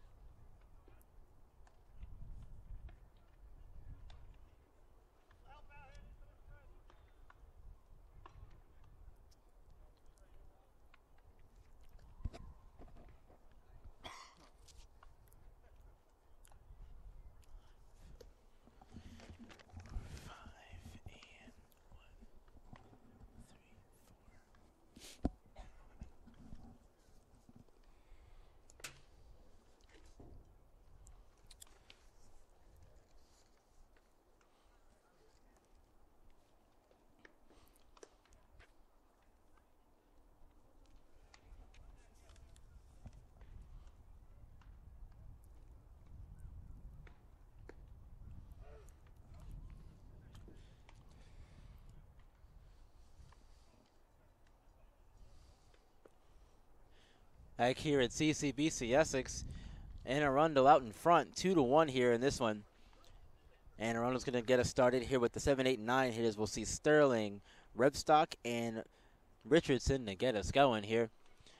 And Biss going to come out for a 7th, but Franco Velasco is warming up in the bullpen. Franco Velasquez, one of the better pitchers, I would think, on this Essex staff. I think he's returning from injury too, so it's nice to see him back. Always good to see a player return from injury as we're going to get started here in the 7th. First pitch, bunted, foul. That one jammed him on the bunt a little bit there. That was interesting. Yeah, usually when you see a pitch come in like that and you're going for a bunt, you pull it back. And unfortunately, maybe he couldn't pull it back fast enough. Sterling behind in the count 0-1. The 0-1 from Biss. Another bunt here. It's a good one. Ritter charging, Fields picks up, fires to first. It's going to get by Van Horn. Now we're going to see a bit of trouble here. And Sterling's going to reach second after the ball passes Van Horn over there at first base. And that's going to be an error, looks like. Another one for the Knights. I think they might have given him a hit. But that would appear to be the fourth error. So yeah, we'll try and get confirmation on that one. But if it was me, I would rule it a throwing error and just give him the E. yeah, it looked And like then he did have time. It was a tough play. It was definitely a the tough throw play. beat him. So it was in the dirt. First baseman couldn't handle it, and it almost rolled by the Riverhawks dugout. So Yeah. In the meantime, runner on second, nobody out. Now we're going to see Revstock back up to bat here. It's his third plate appearance. First pitch of the at-bat's going to miss inside for a ball. the Knights bullpen now empty. Maybe it was just to get him a little warm. So Revstock so far is 0 for 1 on the day. He reached on an error and then scored, and he struck out his second appearance. Third plate appearance, second pitch of the at-bat. That one's also going to miss inside, 2-0.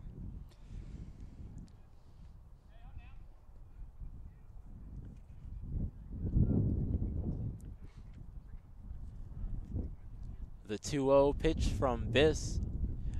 Runner on second here, nobody out.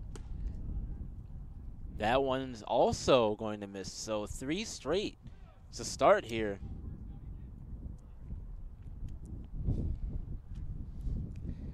I'm guessing he'll take this, but if he gets one grooved to him, I think you have to swing at this. I definitely would try to take it, especially in a close ball game like this. I would, if you get a good one. If you get a good one, get a chance. But he doesn't. He takes this one, and it's a strike, so it's a 3-1 count. Count still in your favor here, so you can kind of do whatever you want as the hitter. It all depends on how comfortable you are with 2 strikes. Yeah, exactly. Exactly. If you can avoid it, do everything you can to do so. 3-1 here. Fouled back to the screen. Almost gets over. It almost came my way. I was a little concerned for a second. That was a high and fast line drive back to the backstop. Yeah, it definitely was. It all, like I said, it all, if that top part of the gate wasn't here, could be talking about it coming our way. Might have been trouble. Might have been trouble, yeah. Full count here. Runner on second base. Nobody out. Payoff pitch. It's going to miss. Wasn't close. Wasn't even close. You got to make him work for the 3-2.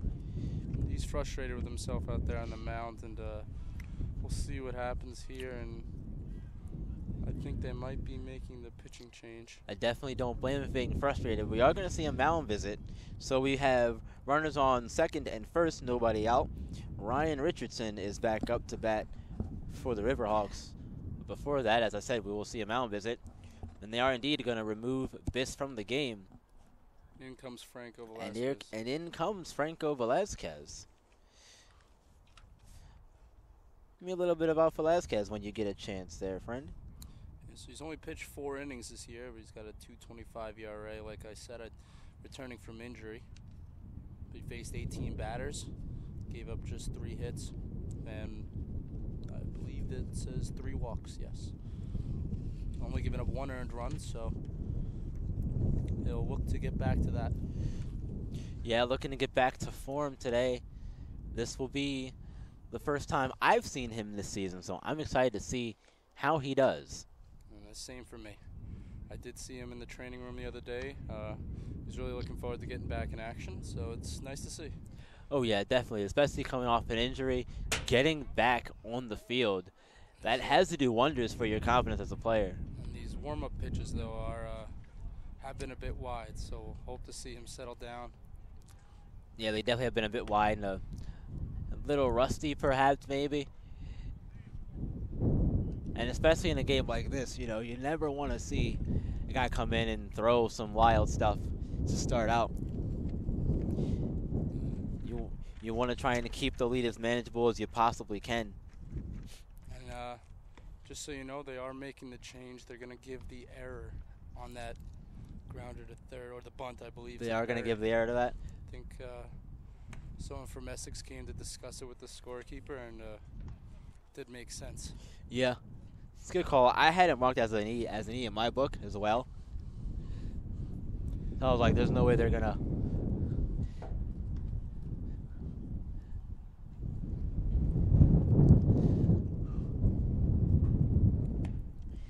But Anne Arundel's playing pretty well today. Both teams are playing well from a defensive standpoint. And Anne Arundel, they're coming in, losing their last two, and their last game was actually a big 11-2 loss to Catonsville. So they're coming in here playing surprisingly well after the big loss. And just hope Velasquez is able to come out and throw strikes. Yep, looks like we are set for action here. Top of the order looming. Yep, top of the order is looming indeed. Richardson, runner on first and second, nobody out. First pitch from Velasquez is going to be a strike. That's a good sign. Very good sign indeed. If you're a reliever, I think the first thing you want to do when you come into a game is throw a strike.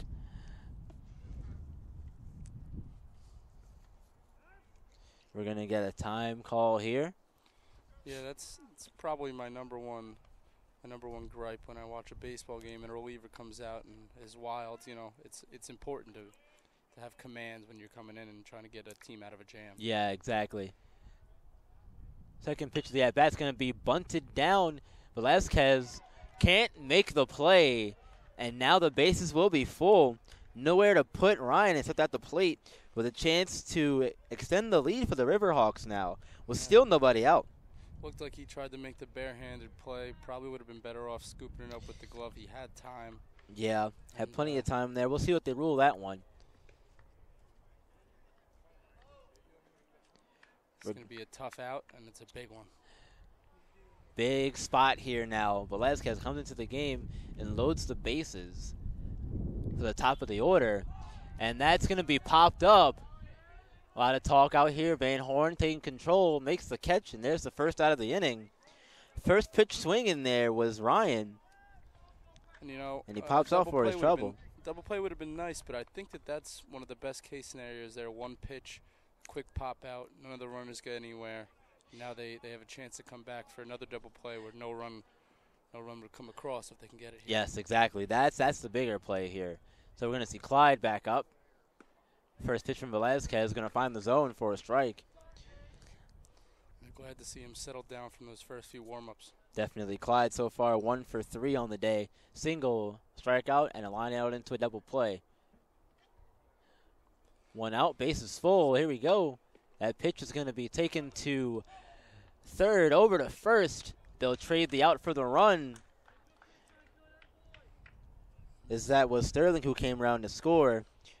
Rebstock will move up to third. Richardson over to second here. 2 outs now on the inning. The run scored, but a good sign and a weak contact and a good play to retire him. And now they have a chance to escape, giving up just 1 run. Yep, and that's always a big thing. If you can allow even 1 run, that one's going to be fouled back from Lerner. Right over the press box into the lacrosse field again.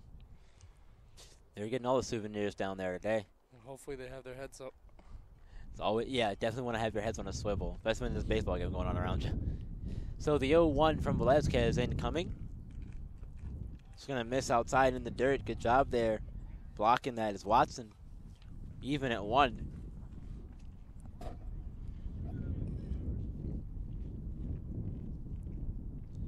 Barnes is in position, second and third, 2 outs. Velasquez, 1-1 to Lerner. Just going to find the strike zone there on the outside. 1-2 now. 1-2. 2 men on base, 2 outs in the inning. Velasquez looking to work himself out of a jam. See if he can do it here. And he does just that. Umpire rings him up.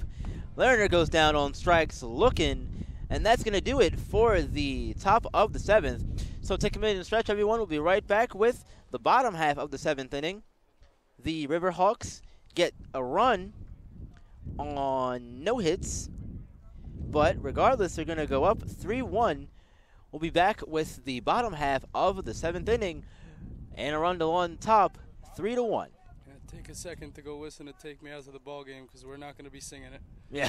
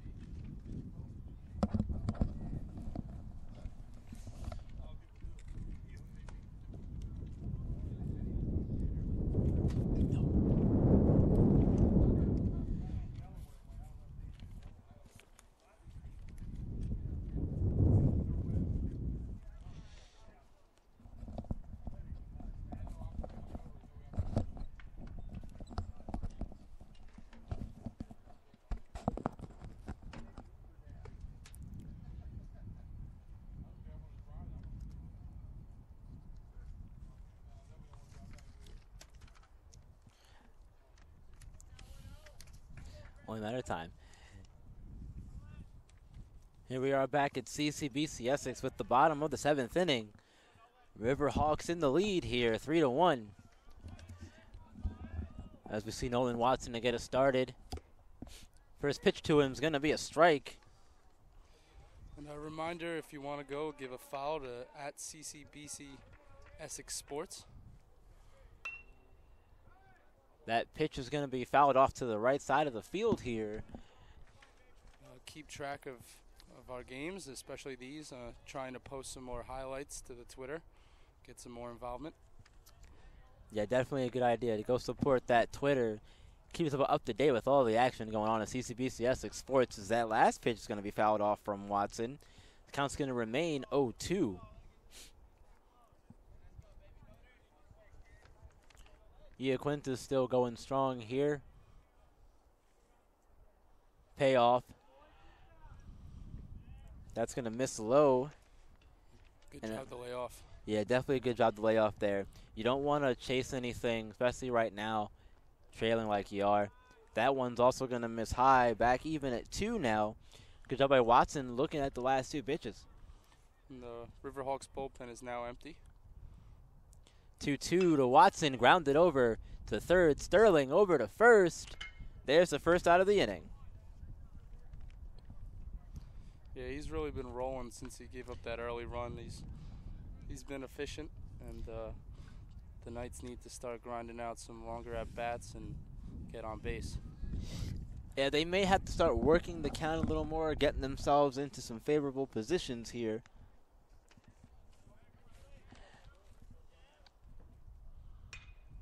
First pitch is popped up. Zasabato swings at it. Out there to Ryan. Ryan makes the catch, and that's the second out of the inning.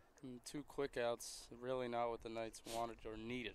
No, definitely not. At this point in the game, you want to try and slow the pace down as much as you possibly can. It's still in reach, but it's gonna take the bats to wake up, and the Knights need guys to start producing. Yeah, exactly. Here's the number 9 hitter, Robert Leon, back up. Third at bat of the game. First pitch taken for a strike. Leon so far on the day is 1 for 2 with a single ground out in his first at bat. Second pitch is going to miss for a ball, so we're even at 1 here. 1-1. That one's going to be taken and down into right field. Throw in the first, but not in time. You don't see that very often. No, and again, the good stretch by the first baseman almost made the difference, but He busted it down the line, and he was able to make it. But a real heads-up play by the Riverhawks for sure. Yeah, good job there. Hightailing it down the line to get there, but a heads-up play, like you said, from Redstock over there making the play. Top of the lineup here for the Knights, we're going to see Cruzado here. First pitch is going to miss for a ball.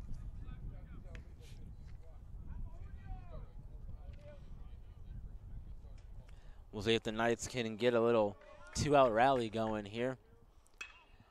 That one is popped up.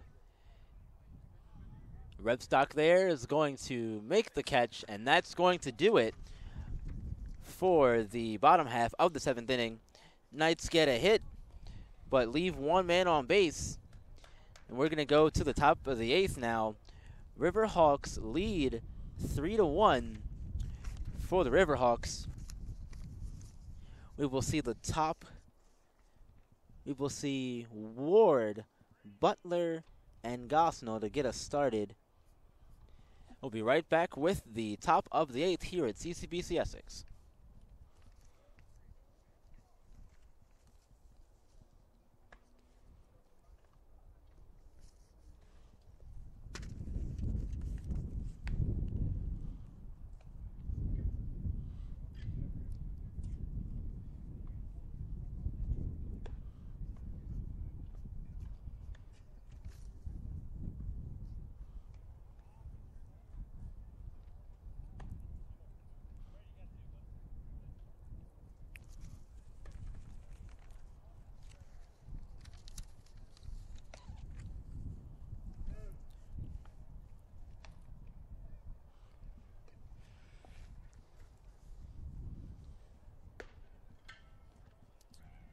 Back here at CCBC Essex with the top of the 8th here. Anne Arundel leads this one 3-1. We're going to see Brady Ward start this one off as Velazquez is back on the mound for this 8th inning. It's going to be his first chance to get a clean slate and start an inning. Yeah, and we'll see how he does here with the games well within reach here for the Knights. First pitch is going to be fouled off here, so he's going to get ahead to start the count. Always a good sign. 0-1.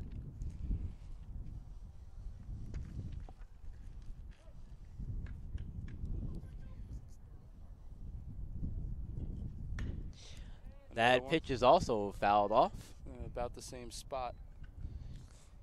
So now Velazquez in a favorable situation, 0-2. Ward, however, the opposite. Unfavorable situation here for him. The 0-2 from Velazquez to Ward. Got him. And he got him. Umpire with the call there. Sits him down on strikes. 3 straight pitches there. Good morning, good afternoon, and good night to Ward. And it's exactly what you want to do. He's been paying attention. The outside corner has been a little bit wide, and that's where you got to go with 2 strikes. Yep, exactly. We've been working that all day, though, pretty much. Now Bolter coming back up for the Riverhawks. First pitch is going to be a strike, so 4 straight strikes now from Velazquez. Staying aggressive. Stay aggressive is exactly what you want to do. Bolter so far 0 for 3 on the day. Second pitch to the at-bat. Swing on, swung through, and missed from Bolter. Wasn't close to catching up to that one. Throw it by him again. If I were you, Velazquez, let's see what happens here with the 0-2 to Bolter. Swung on, and this one is popped up. Leon coming in on it.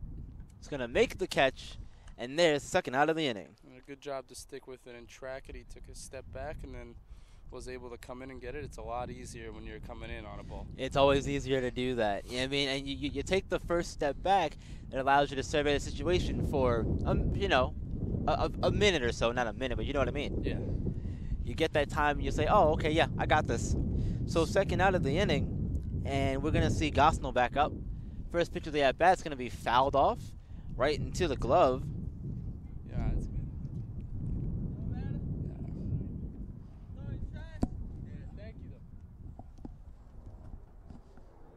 Second pitch is going to miss. Thanks 1-1 again, count. Thanks again to the bystander who went and picked up our stat sheet again. But at this point, you know, the wind's just going to take it again, so we're Yeah. just going to let that one go. Yeah, we'll chalk that one up as a loss. That pitch is going to be taken out to short and get by into the outfield here. And that's good hitting. He found the hole there, went the other way, and the Knights weren't in position to make the play. Yep, Riverhawks man on board here with 2 outs. Gosnell got himself on base. Now we'll see if Sterling can keep it going here. He is 0 for 3 so far. He reached on an error, and it came around to score later on in his last at-bat. I believe that's the first hit Franco's given up tonight. First pitch from Velazquez, and miss inside for a ball.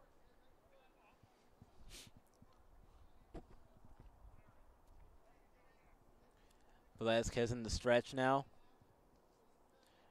Gosnell with the lead over there, checking throw over. Gosnell's back safely.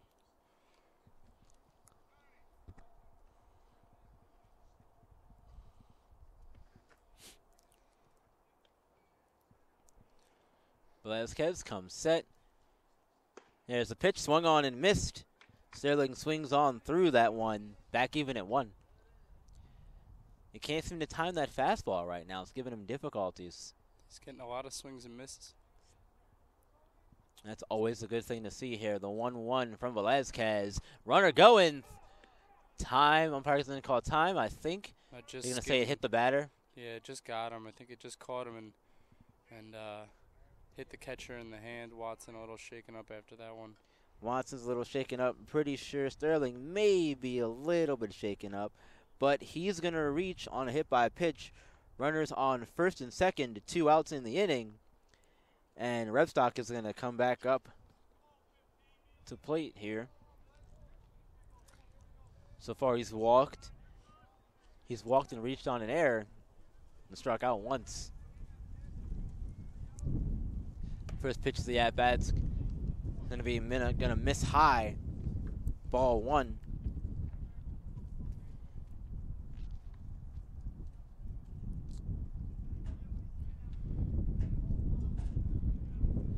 The 1-0 pitch. That one's going to find the zone. It's 1-1 count now. Velazquez coming right back. Getting back in the zone here.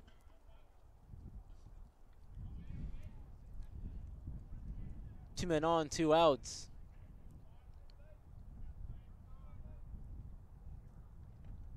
Velazquez.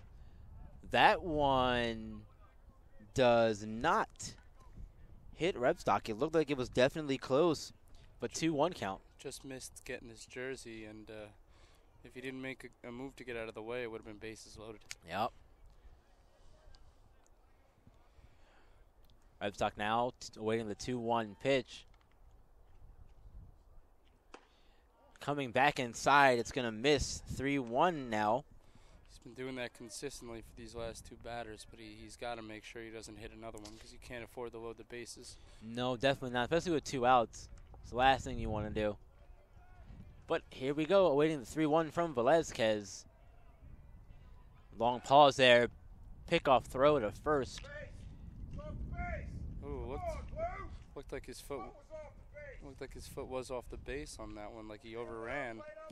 The tag was on him, but we'll see if they take another look at this.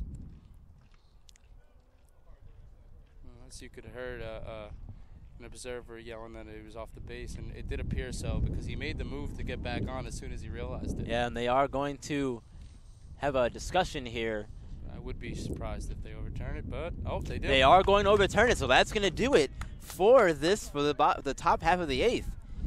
Good job by the umpires. Yep, very good job of the umpire. Make sure you get the call right. That's what matters. So we'll see Revstock come back up to bat when we resume play here, or when the Riverhawks will come back to bat in their half of the 9th. But they get 1 hit. They get 1 hit and hit by pitch. They leave 2 on base.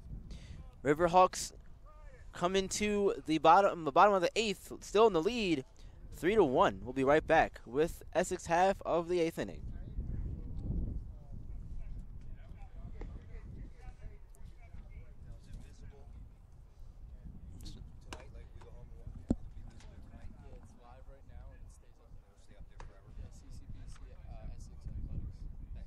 Yeah, you're welcome. Thank you. You too, sir. If you overheard that, it's CCBC Essex Athletics on YouTube, so you can watch all the baseball games streamed live, and they stay there, able to be replayed if you missed the game. If you wanna see the highlights, you can skim through it. If you wanna hear some great commentary too, you can rewatch it as much as you want. Yeah, you can do all of that, and you can do a lot more too at the YouTube page. You guys have games up there as well, correct? And some highlights on Twitter, some play-by-play. If we're not live on YouTube, we're gonna have play-by-play on Twitter. So we'll keep you filled in. And hopefully it's a good season for the Essex Knights. They keep it rolling. One way or the other, the information will get out to you, that's for sure. Yes, we have a great staff here, led by Rocco Jeppy. Couldn't be here today, but hope he enjoys his vacation. We'll fill in for him and get the job done. Yep, exactly. That's all we can do as we get set here for the bottom half of the 8th. Knights coming out with some work to do. It's getting a little late, boys, but they have some work to do, trailing 3-1.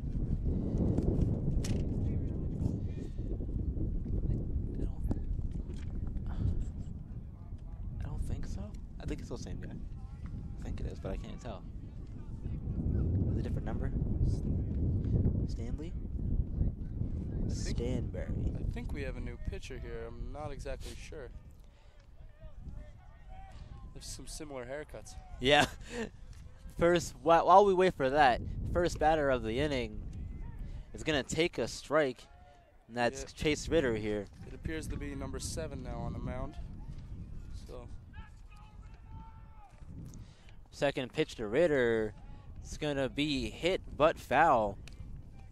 So Ritter now behind in the count 0-2. Would be Dominic Stanberry, who has 8 appearances. This would be his 9th. He leads the team 14 innings and ERA over 7. So not exactly the cleanest slate, but that pitch is going to miss in the dirt. 1-2 now. Good job to lay off the breaking ball there.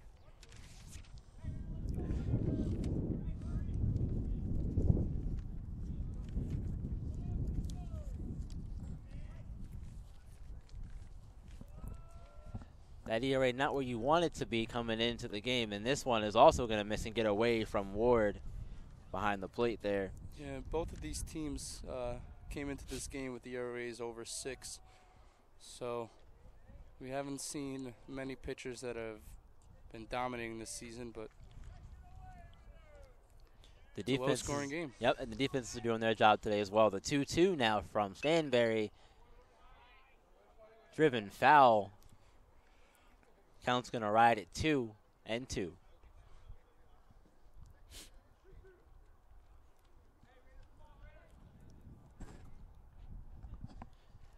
The 2-2 pitch is going to be a ball. It broke but couldn't break into the zone, unfortunately.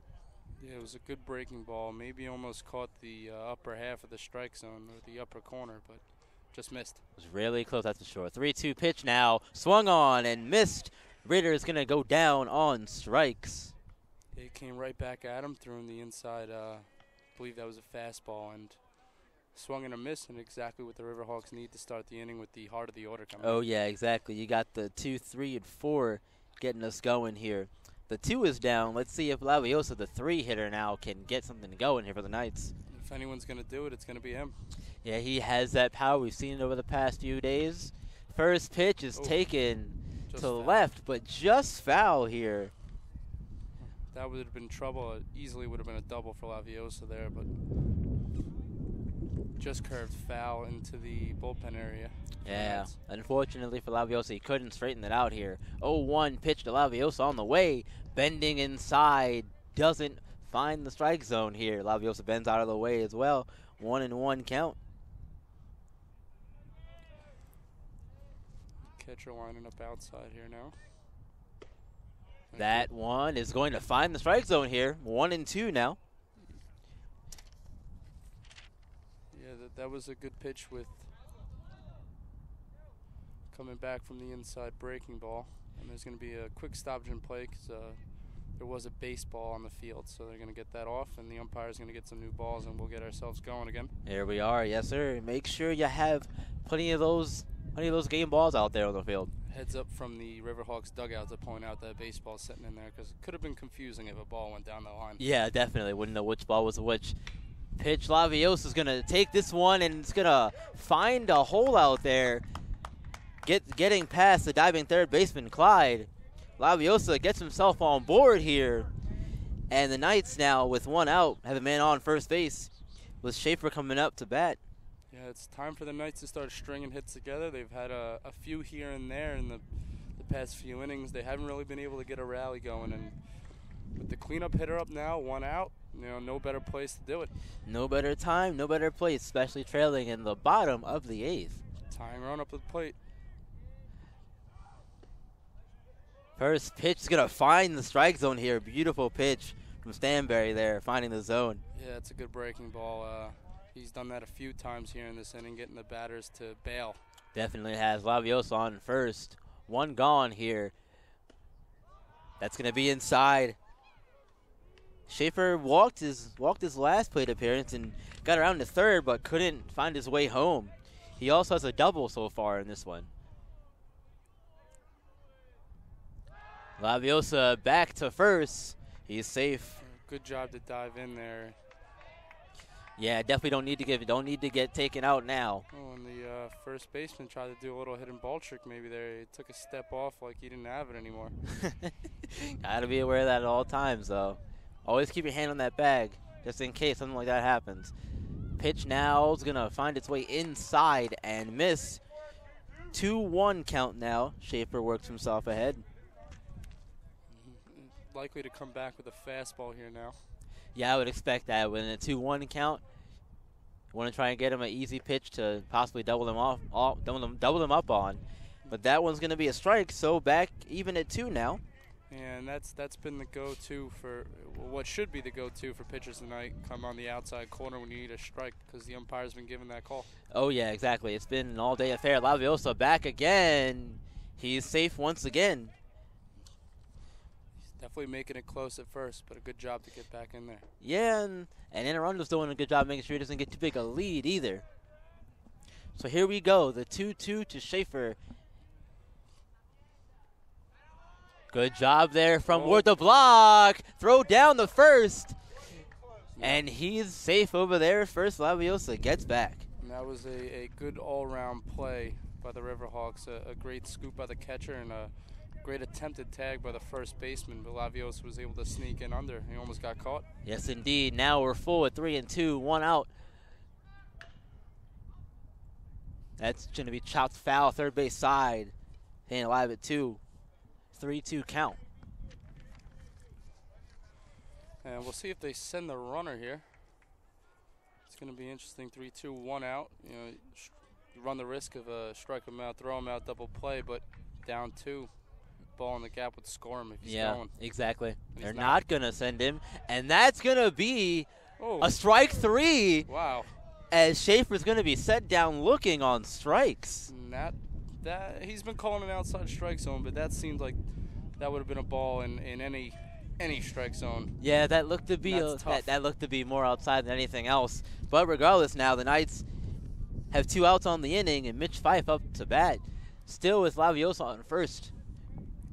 It's unfortunate. Definitely unfortunate. Throw down the first on the strike.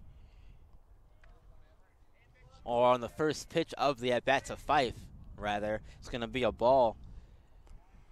But despite that, the Knights got to keep their head focused, and Fife has a chance to still keep this inning going. Like many things, sports is about overcoming adversity, and right now it's one of those situations. You can't control some things out there on the field as that pitch misses outside 2-0 to Fife, but you can't control things out there on the field. Got to keep your emotions in check and keep playing. Yeah, but that one was definitely a ball. I think that was 2 outside. It definitely 2 outside. I have to agree with you there. But now, check. Ball goes foul. It takes apart a tree over there. Did some damage. Fife fouls that one off. Laviosa will have to come back as he was going on that one. 2-1 count. That's a good count to try and steal on 2-0. The hitter's probably going to get something to swing at. Yep, definitely. Here comes the 2-1 now. No movement over on first this time. That's going to be a strike. 2-2 now.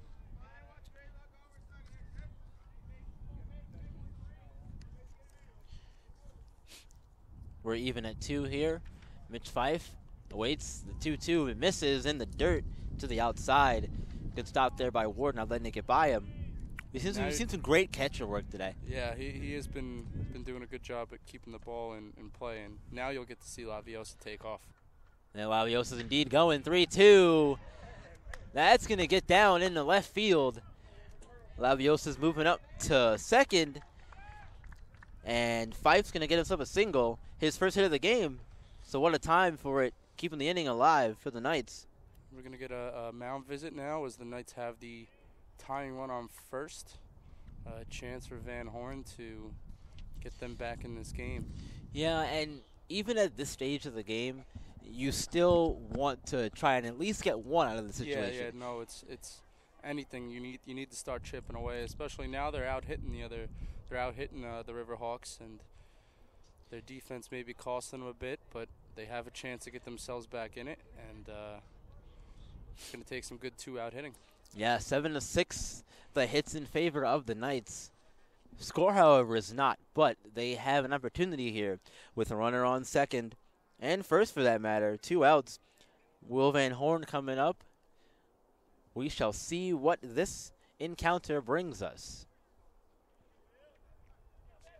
As everyone's getting themselves set again for play to resume. Waiting on the umpire. He has given the play signal, and here we go. First pitch of the at-bat to Van Horn's on its way.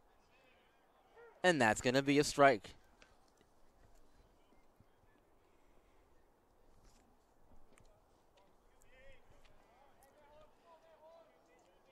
Van Horn now awaiting the second pitch. That one's taken, is going to get down third base line. Laviosa coming around. He's going to score. 1 run will score. And now the other runner coming in. He's going to score as well. We have a tie ball game. Laviosa and Fife both coming around to score. Big 2-out, 2-run RBI from Van Horn. Game is all tied at 3. Doesn't get much better than that. He ripped it down the line. Left fielder had trouble getting that ball as it rolled into the Knights bullpen, and good base running by the Knights. Beautiful all-around job from everyone. And, the base runners doing their jobs, making sure they get around and get on their horses, getting around to score. It's a whole new ball game. The Riverhawks coach wanted to come out and see if that one was possibly out of play. And the Knights will now pinch run for Van Horn. I believe that's going to be Max Tracy. Van Horn, though, the big hero in this situation, tying up the ball game. Yeah, Max Tracy 4 for 4 on stolen bases, so he has some speed, and all it'll take is a base hit here, and the Knights will be in great shape heading into the 9th. Max Tracy is checking in for Van Horn, replacing him on second base. He'll be the pinch runner. He'll take over, at least for this situation. So first pitch of the at-bat to Nolan Watson is a ball.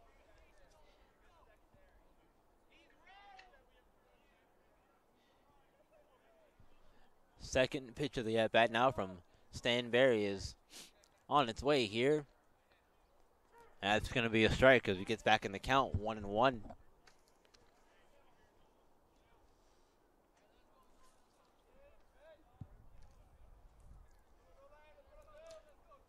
Runner on second. 2 outs here. That pitch is going to miss inside. Here we go. 2-1. Yeah, he almost got him on the leg there. He wants a chance to do damage with the bat. Oh, yeah, definitely. You want to try and get that run in to come in for the 9th and put the game away potentially. That one's going to find the zone. Watson counts even at 2. Let's see if Stanberry and the Riverhawks work themselves out of this situation. 2-2. Knights bench is hyped up. Pitch swung on and missed. Watson goes down on strikes. That's going to do it for the 8th. But we have a tie ball game, folks. We are all tied at 3. Knights respond in a big way, getting 2 runs on 3 hits. They leave 1 on base. Heading to the top of the 9th. We're all tied up here. It's 3 3-3. We'll be right back with the top of the 9th inning. For the Riverhawks, we will see 8, 9, and 1 to get them going. We'll be right back at CCBC Essex for the conclusion of this one.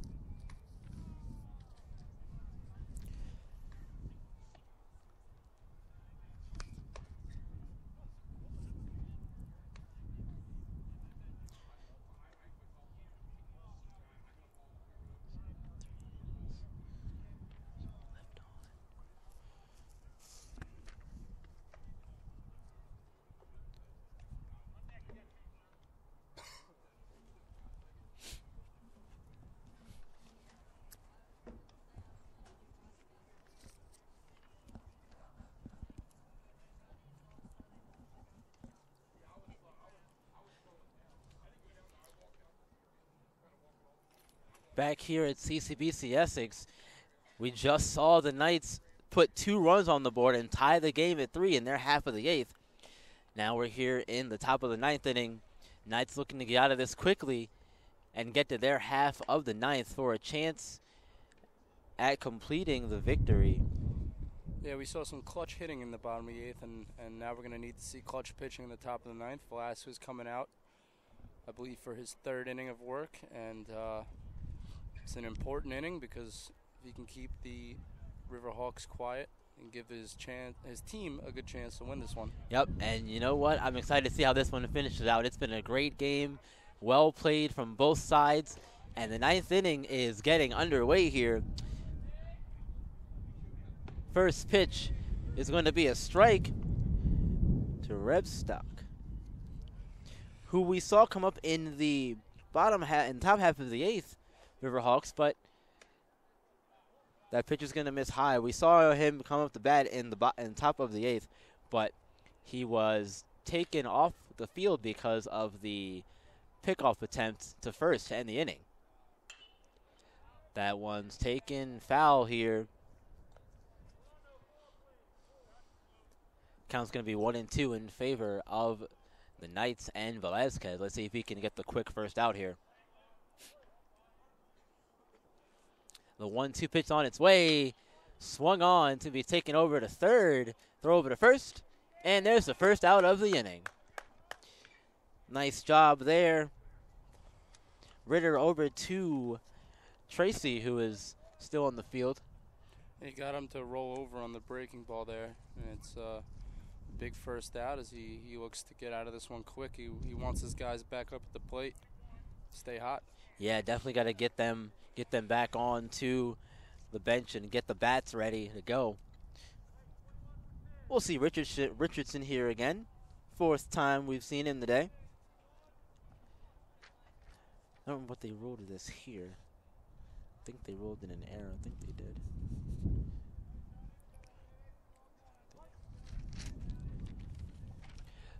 First pitch of the at-bat to Richardson's going to miss high.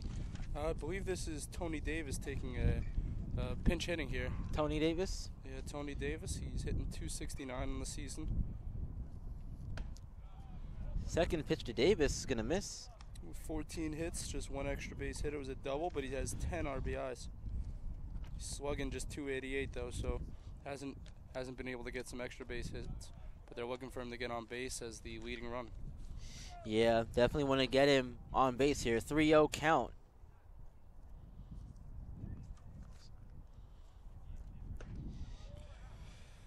Getting a strike now is Velasquez. Way to work yourself back in.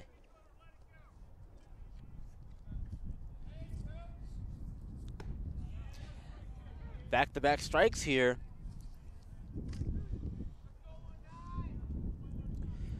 Velasquez now back full. 3-2 pitch to Davis. Swung on and missed. And that's just great pitching to come back from 3-0. Came right at him. He showed him his stuff and couldn't catch up to it. Nice job from Velasquez, firing the ball right by Davis and sitting him down on strikes. Top of the lineup here, we're going to see Samuel Ryan back up for his fifth plate appearance on the day.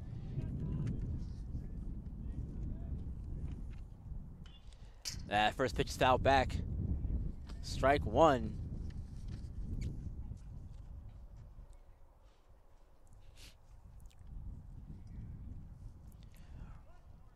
Ryan now, after getting the play signal from the umpire, awaits. That one's gonna miss wild, high and over the head of Ryan and Watson as well. So counts even at one here.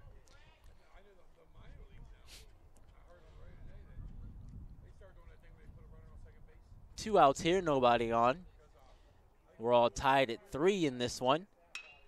Pitch is taken, popped up. First baseman, right fielder, second baseman, all there. And the catch is made out there. No, I think that one. I thought I saw him. No, I saw him. I think that one landed foul. There was some confusion over there for sure that they were all looking around. Okay, so it is not a catch. Thought I saw the umpire give the out sign with his hand, but no dice here. 1-2 count to Ryan after the confusion has been cleared up. That's gonna miss high. 2-2 count. Velazquez got to get this guy right here. He's got to get him. Got to get him now. Yeah, this is a big one. You got another dangerous hitter on deck, and can't afford to have him up with runners on. The 2-2 popped up again. Once again over. Tracy running out of room. Oh, good job. He makes the catch, and that's going to do it for the inning. So nice job by the Knights defense coming out here and making quick work of the Riverhawks, taking them down in order 1, 2, 3. We'll head to the bottom of the 9th. It's all tied here at 3. This is going to be an exciting finish, folks. Please stay tuned. We'll be right back with the bottom of the 9th. We're all tied up here at CCBC. Knights 3, Riverhawks 3.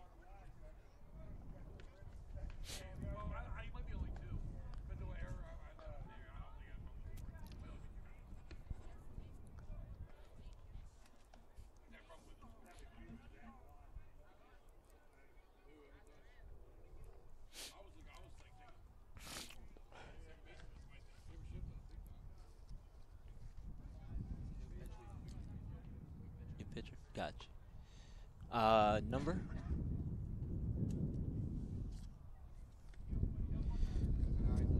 Nine.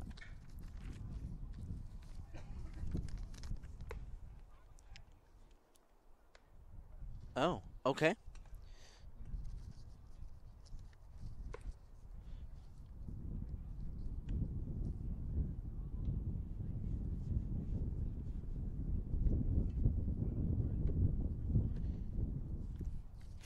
Must be a new second baseman too, because he's the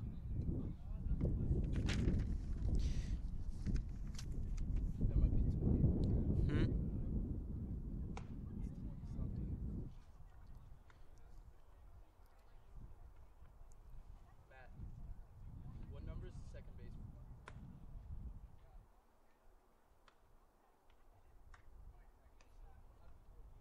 5 or 28?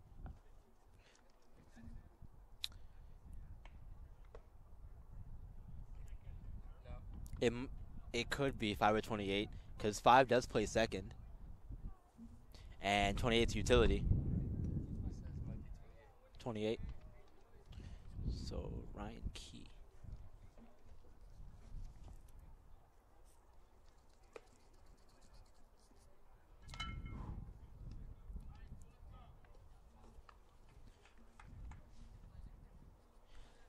Back here at CCBC Essex for the bottom of the 9th, we're all tied up at 3. We've got a few changes here heading in to this inning.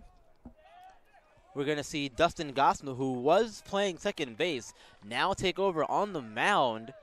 Ryan Key will take his position at second base. We also saw Max Tracy come on the last inning, take over for first base from Will Van Horn. First batter of the inning is going to take the ball from Gosnell. Gosling working real fast. Yeah, second pitch is also going to be a strike. So 1-1 count here to Acevedo to get us going. That one's going to be a strike as well. 1-2 now to Acevedo. The Knights dugout is alive, and they're looking for a win. Definitely got to look for one here, especially in a big game like this. And that one was foul tipped back into the catcher's glove, and that's going to be strike 3. So Acevedo down on strikes to get the inning started for the Knights. Good 2-strike breaking ball there, and not what the Knights needed to start the inning, but time to bounce back. Yep, they've still got time. Still got 2 more outs to play with. Robert Leon, the number 9 hitter, will get us going here. First pitch going to be a strike, finding the zone. That bottom corner of the zone. Very nice pitch there. The Riverhawks like doing that. Second pitch of the at-bat. That one's going to miss. High and outside, ball 1. There's been plenty of those inside breaking balls that catch the plate, and it's successful. Yeah, definitely. Leon got things going in the last inning. Last time Knights were up, he had the single. Or in the 4th, he had a single, and 7th, he had a single. So he's 2 for 3 today. Had a good day so far. That one's going to miss. 3-1 the count.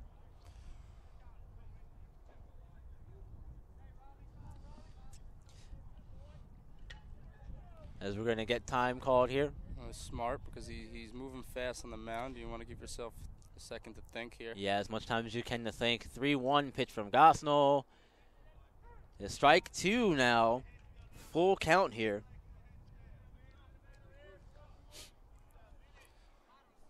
3-2 with 1 out. This is a big spot here for Leon. 3-2 count. It's going to miss. Ball 4. Good job from Leon getting himself on base, drawing the walk. This is his 3rd time on base today. Yeah, it's been an efficient day for him at the plate. It's exactly what you want from guys in the bottom half of the order, and now he's going to set up the top half of the order, give him a chance to win the game. He's the winning run. Yep. He's all that matters, and the Knights got 1, 2, and 3 up now, coming up. Yep. At least 1 and 2. Julio Crizola back up to bat here now. Check throw over to first. Leon's back safely. Now he's got some serious speed, and I think the third baseman's aware of that because he was cheating in a little bit there, and he's playing a bit more shallow. Yeah, definitely smart to cheat up a little bit in this situation. Maybe a bump might drop. Good job there from Ward, digging the ball out there. As long as he's throwing balls, there's no reason for him to square one up, and just keep your eye focused. Yeah, exactly. 1-0 pitch from Gosnell here. That's also going to be a ball. It's been a strike tonight, but gave him a ball. Been a strike all day so far. Gotta think he's taking here. I would definitely take, unless you get a really good one. But even so, I'd still take. And he does take. It's going to be a strike. So 2-1 now. Still count in your favor, though. And patience is key here. You wanna set up the real heart of your order with multiple guys on base. Over to first, Leon does get back safely. Bit of an awkward stumble back into the base. Maybe he wished he would have slid, but maybe. Crizola so far is 0 for 4 on the day, so he's due for a hit if anyone else is. Another throw back over. Leon again back safely though. This is also a good thing though. If you're the base runner, getting the throws over. He's in his head. Yeah. Oh, good pitch. That one's going to be a strike. It's back-to-back strikes here from Gosnell. Makes it a 2-2 count. Now time to get defensive at the plate. Yeah, you don't want to go down swinging. No, you don't. Looking. Yeah, yep. Swing if you possibly can. Oh. He does swing, and it's going to be a strike. And Crizola's going to have a seat on the bench as he goes down. This is not the pitch you want to let get you with 2 strikes because he's throwing a nasty breaking ball, and I think that's the second guy got on that breaking ball in the dirt, and it's really effective. It definitely is. Now we're going to see Ritter now. He's the last hope. If we want to avoid extras here in this one, we're going to get a time call for a second. Play resumes here. Chase Ritter back up. He's 1 for 4 today so far. First pitch is going to be a strike, finding the zone. These breaking balls from the Riverhawks pitchers today have been really good.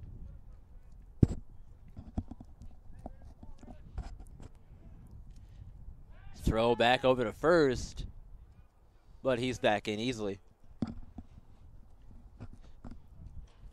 Not a whole lot over there from Leon. Not much of a lead. Just wanting to keep the pitcher and the defense honest, as that one's going to get up and out of play here. Strike 2. And here we go. Ritter down to his final strike here of the game so far, really. Because if they manage to escape the Riverhawks, then we'll go to extra innings. You got to keep her out for the curve. Back over here, foul ball once again. And switch it up there. Came with the high fastball, and I'm sure he was aware that the Knights would be looking for his breaking ball at third time, and Yep. smart pitch. Yeah, definitely a smart pitch. You've seen it a few times. I'm pretty sure batters will tell you that.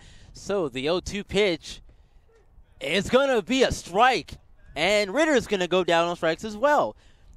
So Gosnell comes on after playing second base the whole game, comes to the mound, and strikes out 3 Essex batters, not in a row, but in the inning. We're going to go to extra innings here. We're tied at 3. We'll be back with the top of the 10th here at CCBC Essex. It's overtime. Overtime, one of my favorite times in baseball. For the Riverhawks, we will see 2, 3, and 4 to get us going.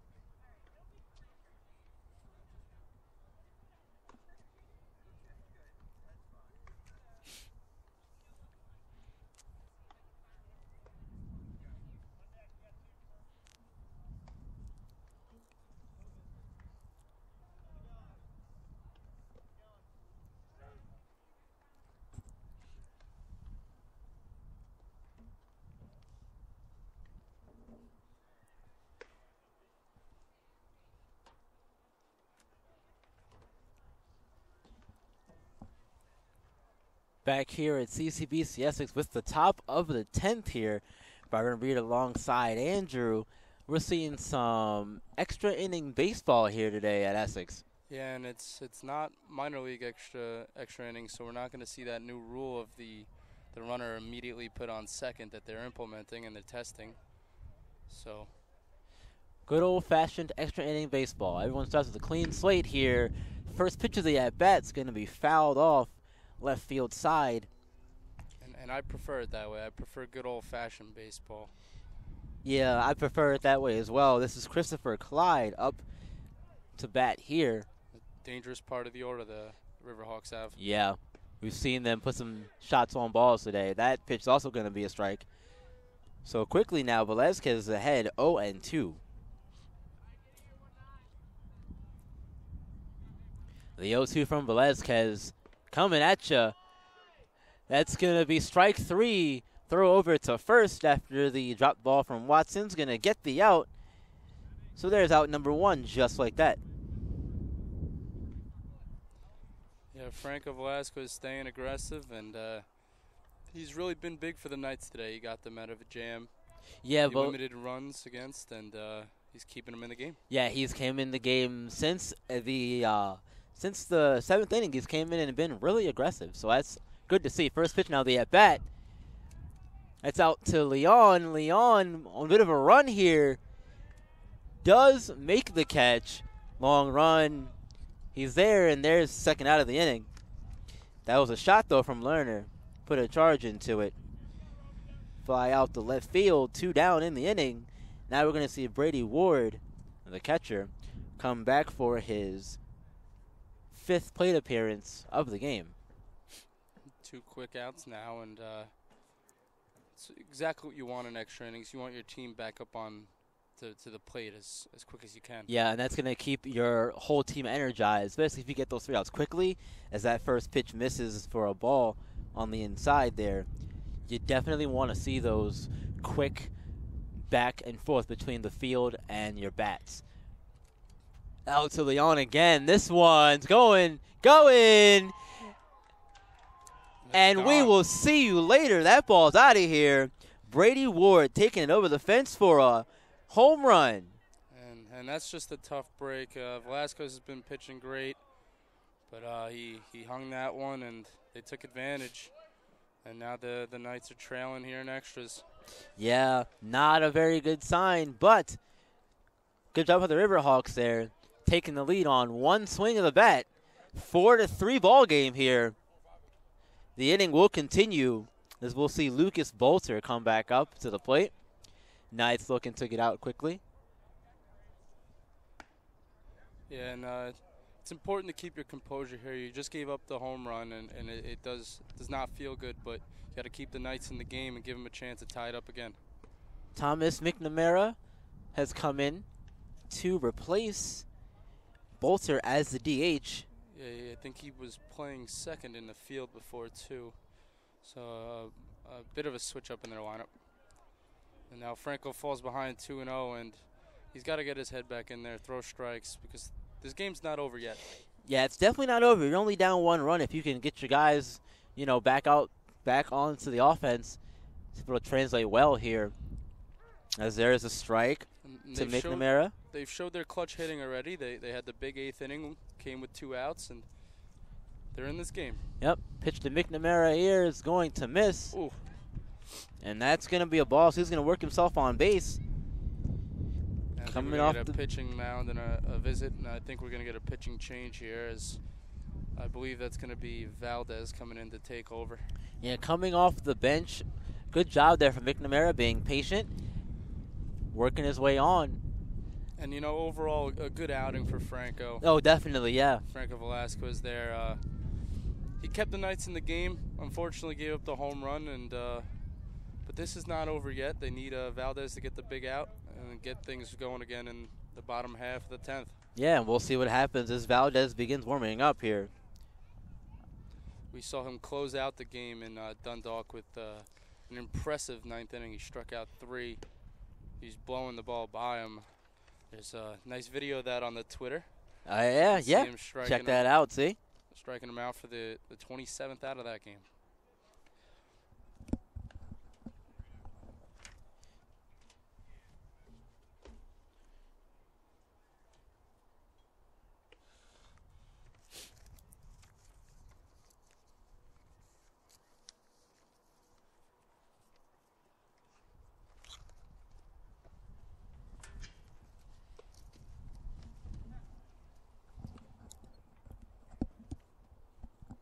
Apologies, folks, if you hear me sniffling or coughing in the background. I'm dealing with the end of a cold, which is hopefully going away now.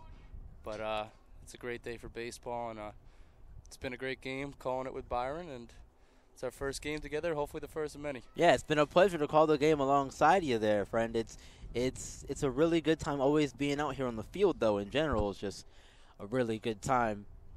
Especially when the weather gets nice. We've dealt with some real cold and miserable games, a lot of rain, and while the weather is not looking great the next week, I'm glad we had 1 day of rest from the miserable Maryland weather that seems to come around. Yeah, 1 day is really all you need, though, as we get set to resume play here in the top of the 10th.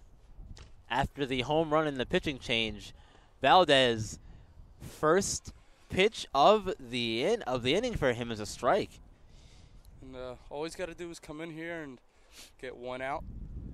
Limit this to 1 run, keep the Knights in the game. Yeah, as he gets Goslin will swing through that one, who's now taking over the pitching duties for the Riverhawks.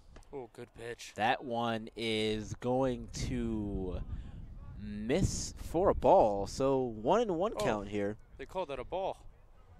Really? Wow. I didn't see his hand move. Didn't see that hand go up, so I assumed it was not a strike. But Goslin will swing through that one, 1-2. Yeah, on that breaking ball, if you notice, he jumped out of the box. Yeah. That's why I thought he was going to call a strike. Yeah, He did again on that fastball. So I thought he was too. You got to come at him again. Does, and he gets him to swing on through it. And the inning is over. So Valdez comes on and gets the strikeout that the Knights needed. However, the Riverhawks do get 1 run on the home run. They leave 1 on base, and they will take a 4-3 lead heading into the bottom of the 10th, where the Knights will look to tie the game up or possibly win it. Come back and see the exciting conclusion of the 10th inning here at CCBC Essex. 5, 6, right? Got it. Yes, or 3, 4, 5. Yeah, 3, 4, 5.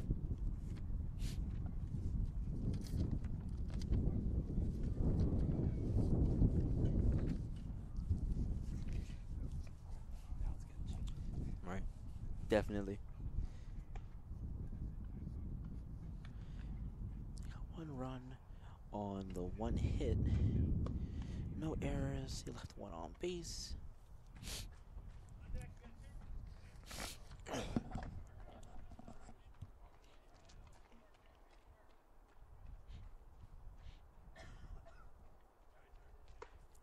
Back here at CCBC Essex, we're here in the bottom of the 10th after seeing Anne Arundel come out in the top and hit a home run to take the 1-0 lead.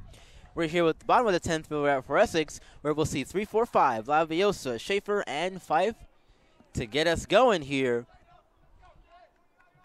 And it was an impressive inning from the Riverhawks pitcher, and he'll come in to try to get the save or the win. It would be the win. Yes, and that first pitch there from Gosnell was a strike, so Laviosa's behind in the count, 0-1. Second pitch, Laviosa bends out of the way there as the duck. That's going to be a ball. That's been his best pitch, is that breaking ball. He's put away a lot of guys with it. Yeah, he definitely has all day. Laviosa wastes the 1-1, swings on through this one, 1-2. Yeah, he's looking impressive out here. He's dialed in, he's ready to go, and he's coming right back at these hitters. Knights are all up on the fence there on the dugout. You can see him over there. Laviosa swings at that one, but unfortunately right at Gosnell, and he's going to make the play for the first out of the inning. And he gets another out on that breaking ball. And if the Knights don't figure that pitch out, I'm not sure they're going to be able to do some damage unless they get a hold of a fastball. So. Yeah, but with the way it's been all day as far as wind goes, and we just saw Arnold do it in their half inning, so it's definitely possible. Schaefer out the bat now.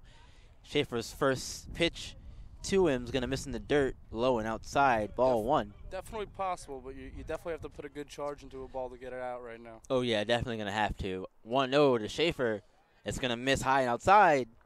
2-0 now. He went low and outside, then he went back with 1 high and outside. Now what do you do here? Down 2-0 in the count. You can't groove him one because he might hit the group of students in left field. Don't want to do that. You're absolutely right. As that one is going to be a ball. So 3-0 count now.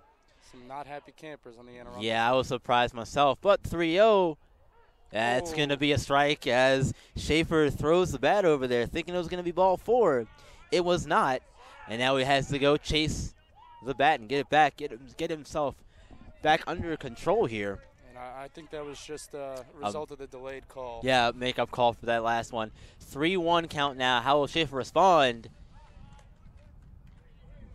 He gets set down. Oh, no, foul. Foul ball, fouled it off. It's going to be a full count now. And full count now, yes. Let's see if that breaking ball comes out. I thought I heard a ping of the bat in. But anyway, 3-2 we go here up the middle. It's going to get through on the second base side of the field. Schaefer is going to fight through the adversity of that at-bat, get himself a single, and get this offense rolling here with 1 out. And, you know, as much as if you would say that the sexy thing to do is to hit a home run to tie the game, that's exactly what you need. Even out of the cleanup hitter, get a guy on base, the tying run, you got another power hitter up here in Fife. And the Knights have a chance. He tied it up before. He has a chance to do it again. Yeah, Fife here now. Pick-off throw. No. Wow. Okay. But Schaefer is ruled safe over there at first base. And the Anne Arundel bench can't believe it. The Knights might have gotten a gift out of that one. It looked like the throw beat him and the tag got him. You know what? I have to agree with you from over here. It definitely looked that way to me as well. But I'm a Knights commentator. And back again, over. Got him that time. And 2 outs now on the inning. Got him that time. Lead was a little too big. Gets caught that time out in no man's land. Coach is going to come. He wants a word with the umpire, but yeah, now we're going to see a discussion here between the umpire and the first base coach. It's tough because it was a close play again, but when you almost get picked off once, you got to have your lead's got to change at that point. You can't get caught out there, especially in no man's land like that. Especially when both of us did think he was out on the first one. Yeah. You gotta have the ability to recognize that you need to take maybe a little half step back to the base. But yeah.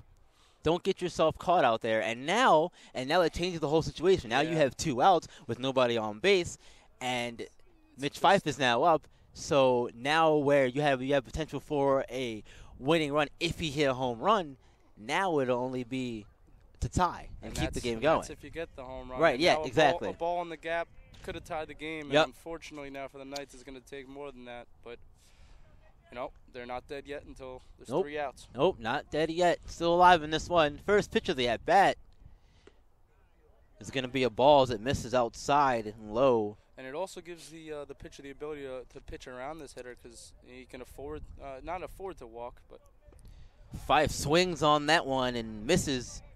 It's a lot more dangerous to walk a guy with a man on already, and now it gives him the ability to. Popped up. That's going to get out of play here. And, so 1-2 count now. Fife on his last leg here. Also gives him the ability to throw one in the dirt here to try to get him to chase. Yep. If there was a runner on, you might not want to do that. Yeah, you can do whatever you want in this situation. The 1-2 to Fife. It's going to miss outside here. Back even at 2. And I think that's the first time we've seen him try to put a guy away with the high and outside fastball, and he's coming right back now. Yep. Gosnell now it's going to be a foul ball here. And Fife does get a piece of it. So nice job there protecting. Yeah. And, you had to think that 2-strike curveball was going to come again, and the wind picked up right after, threw some dirt in my eyes. Yeah, yeah, we've seen that 2-strike curveball all day. Here comes a 2-2. Fife swings on through it and misses, and that is going to do it here at CCBC Essex. Unfortunately, the Knights will lose, ending their win streak at 4. They will fall to Anne Arundel 4-3. What a great ball game this was. Any closing thoughts? Yeah, it was a back-and-forth battle. I'm sure the Knights are disappointed. They had chances. You like to see a little bit cleaner defense. Maybe they would have been able to pull out a win. But, they showed great resilience tying it up in the 8th. Great pitching by Velasquez to keep him in. And unfortunately, they're not going to go home happy, but it was definitely a great ball game to watch. Yeah, it definitely was a great game to watch. And the final line score for tonight, for Knights, the Riverhawks finished with 4 runs, Essex with 3. Riverhawks 7 hits, Essex Knights 4. The Anne Arundel left 1 on base, whereas Essex left 4 on base. That's errors. Wrote in the wrong category. And Anne Arundel has 1 error, Knights with 4 errors. And I'd like to give another thanks to Matt and Rebecca for helping us out with the stream, the scoreboard overlay, and the scoreboard here. I'd like to thank Byron for coming in to call play-by-play. Of course. You had some prior obligations, and you came and helped us out. And, overall, it was a good day, and I'm proud of the job we did. Yep, we did a really good job today. Once again, thank you, Matt and Rebecca, for helping us out today. It's been a wonderful job. And, again, thanks to you, Andrew, for sitting up here working the camera and doing color commentary. No problem. It's all for the love of the game. All for the love of the game, exactly. Next game we're doing is on the 19th. And this game, I'll be here. It's the 19th anyway. Yeah, I believe that tomorrow's doubleheader was rescheduled to the 18th, so we'll see. We'll have some more Knights baseball coming up next week, and hopefully they can get back on track and win some games. But yes, again, we will. Thank you for watching the stream. Check out CCBC Athletics on YouTube. Check out ccbcathletics.com, I believe. If that's the link, I'm sorry, Rocco, if I mess it up. And check us out on Twitter, CCBC Essex Sports. Yes, and for Byron Reed, for Andrew, I'm Byron Reed. Once again, the Anne Arundel Riverhawks coming out on top, 4-3. Have yourselves a wonderful evening, everyone. Take care.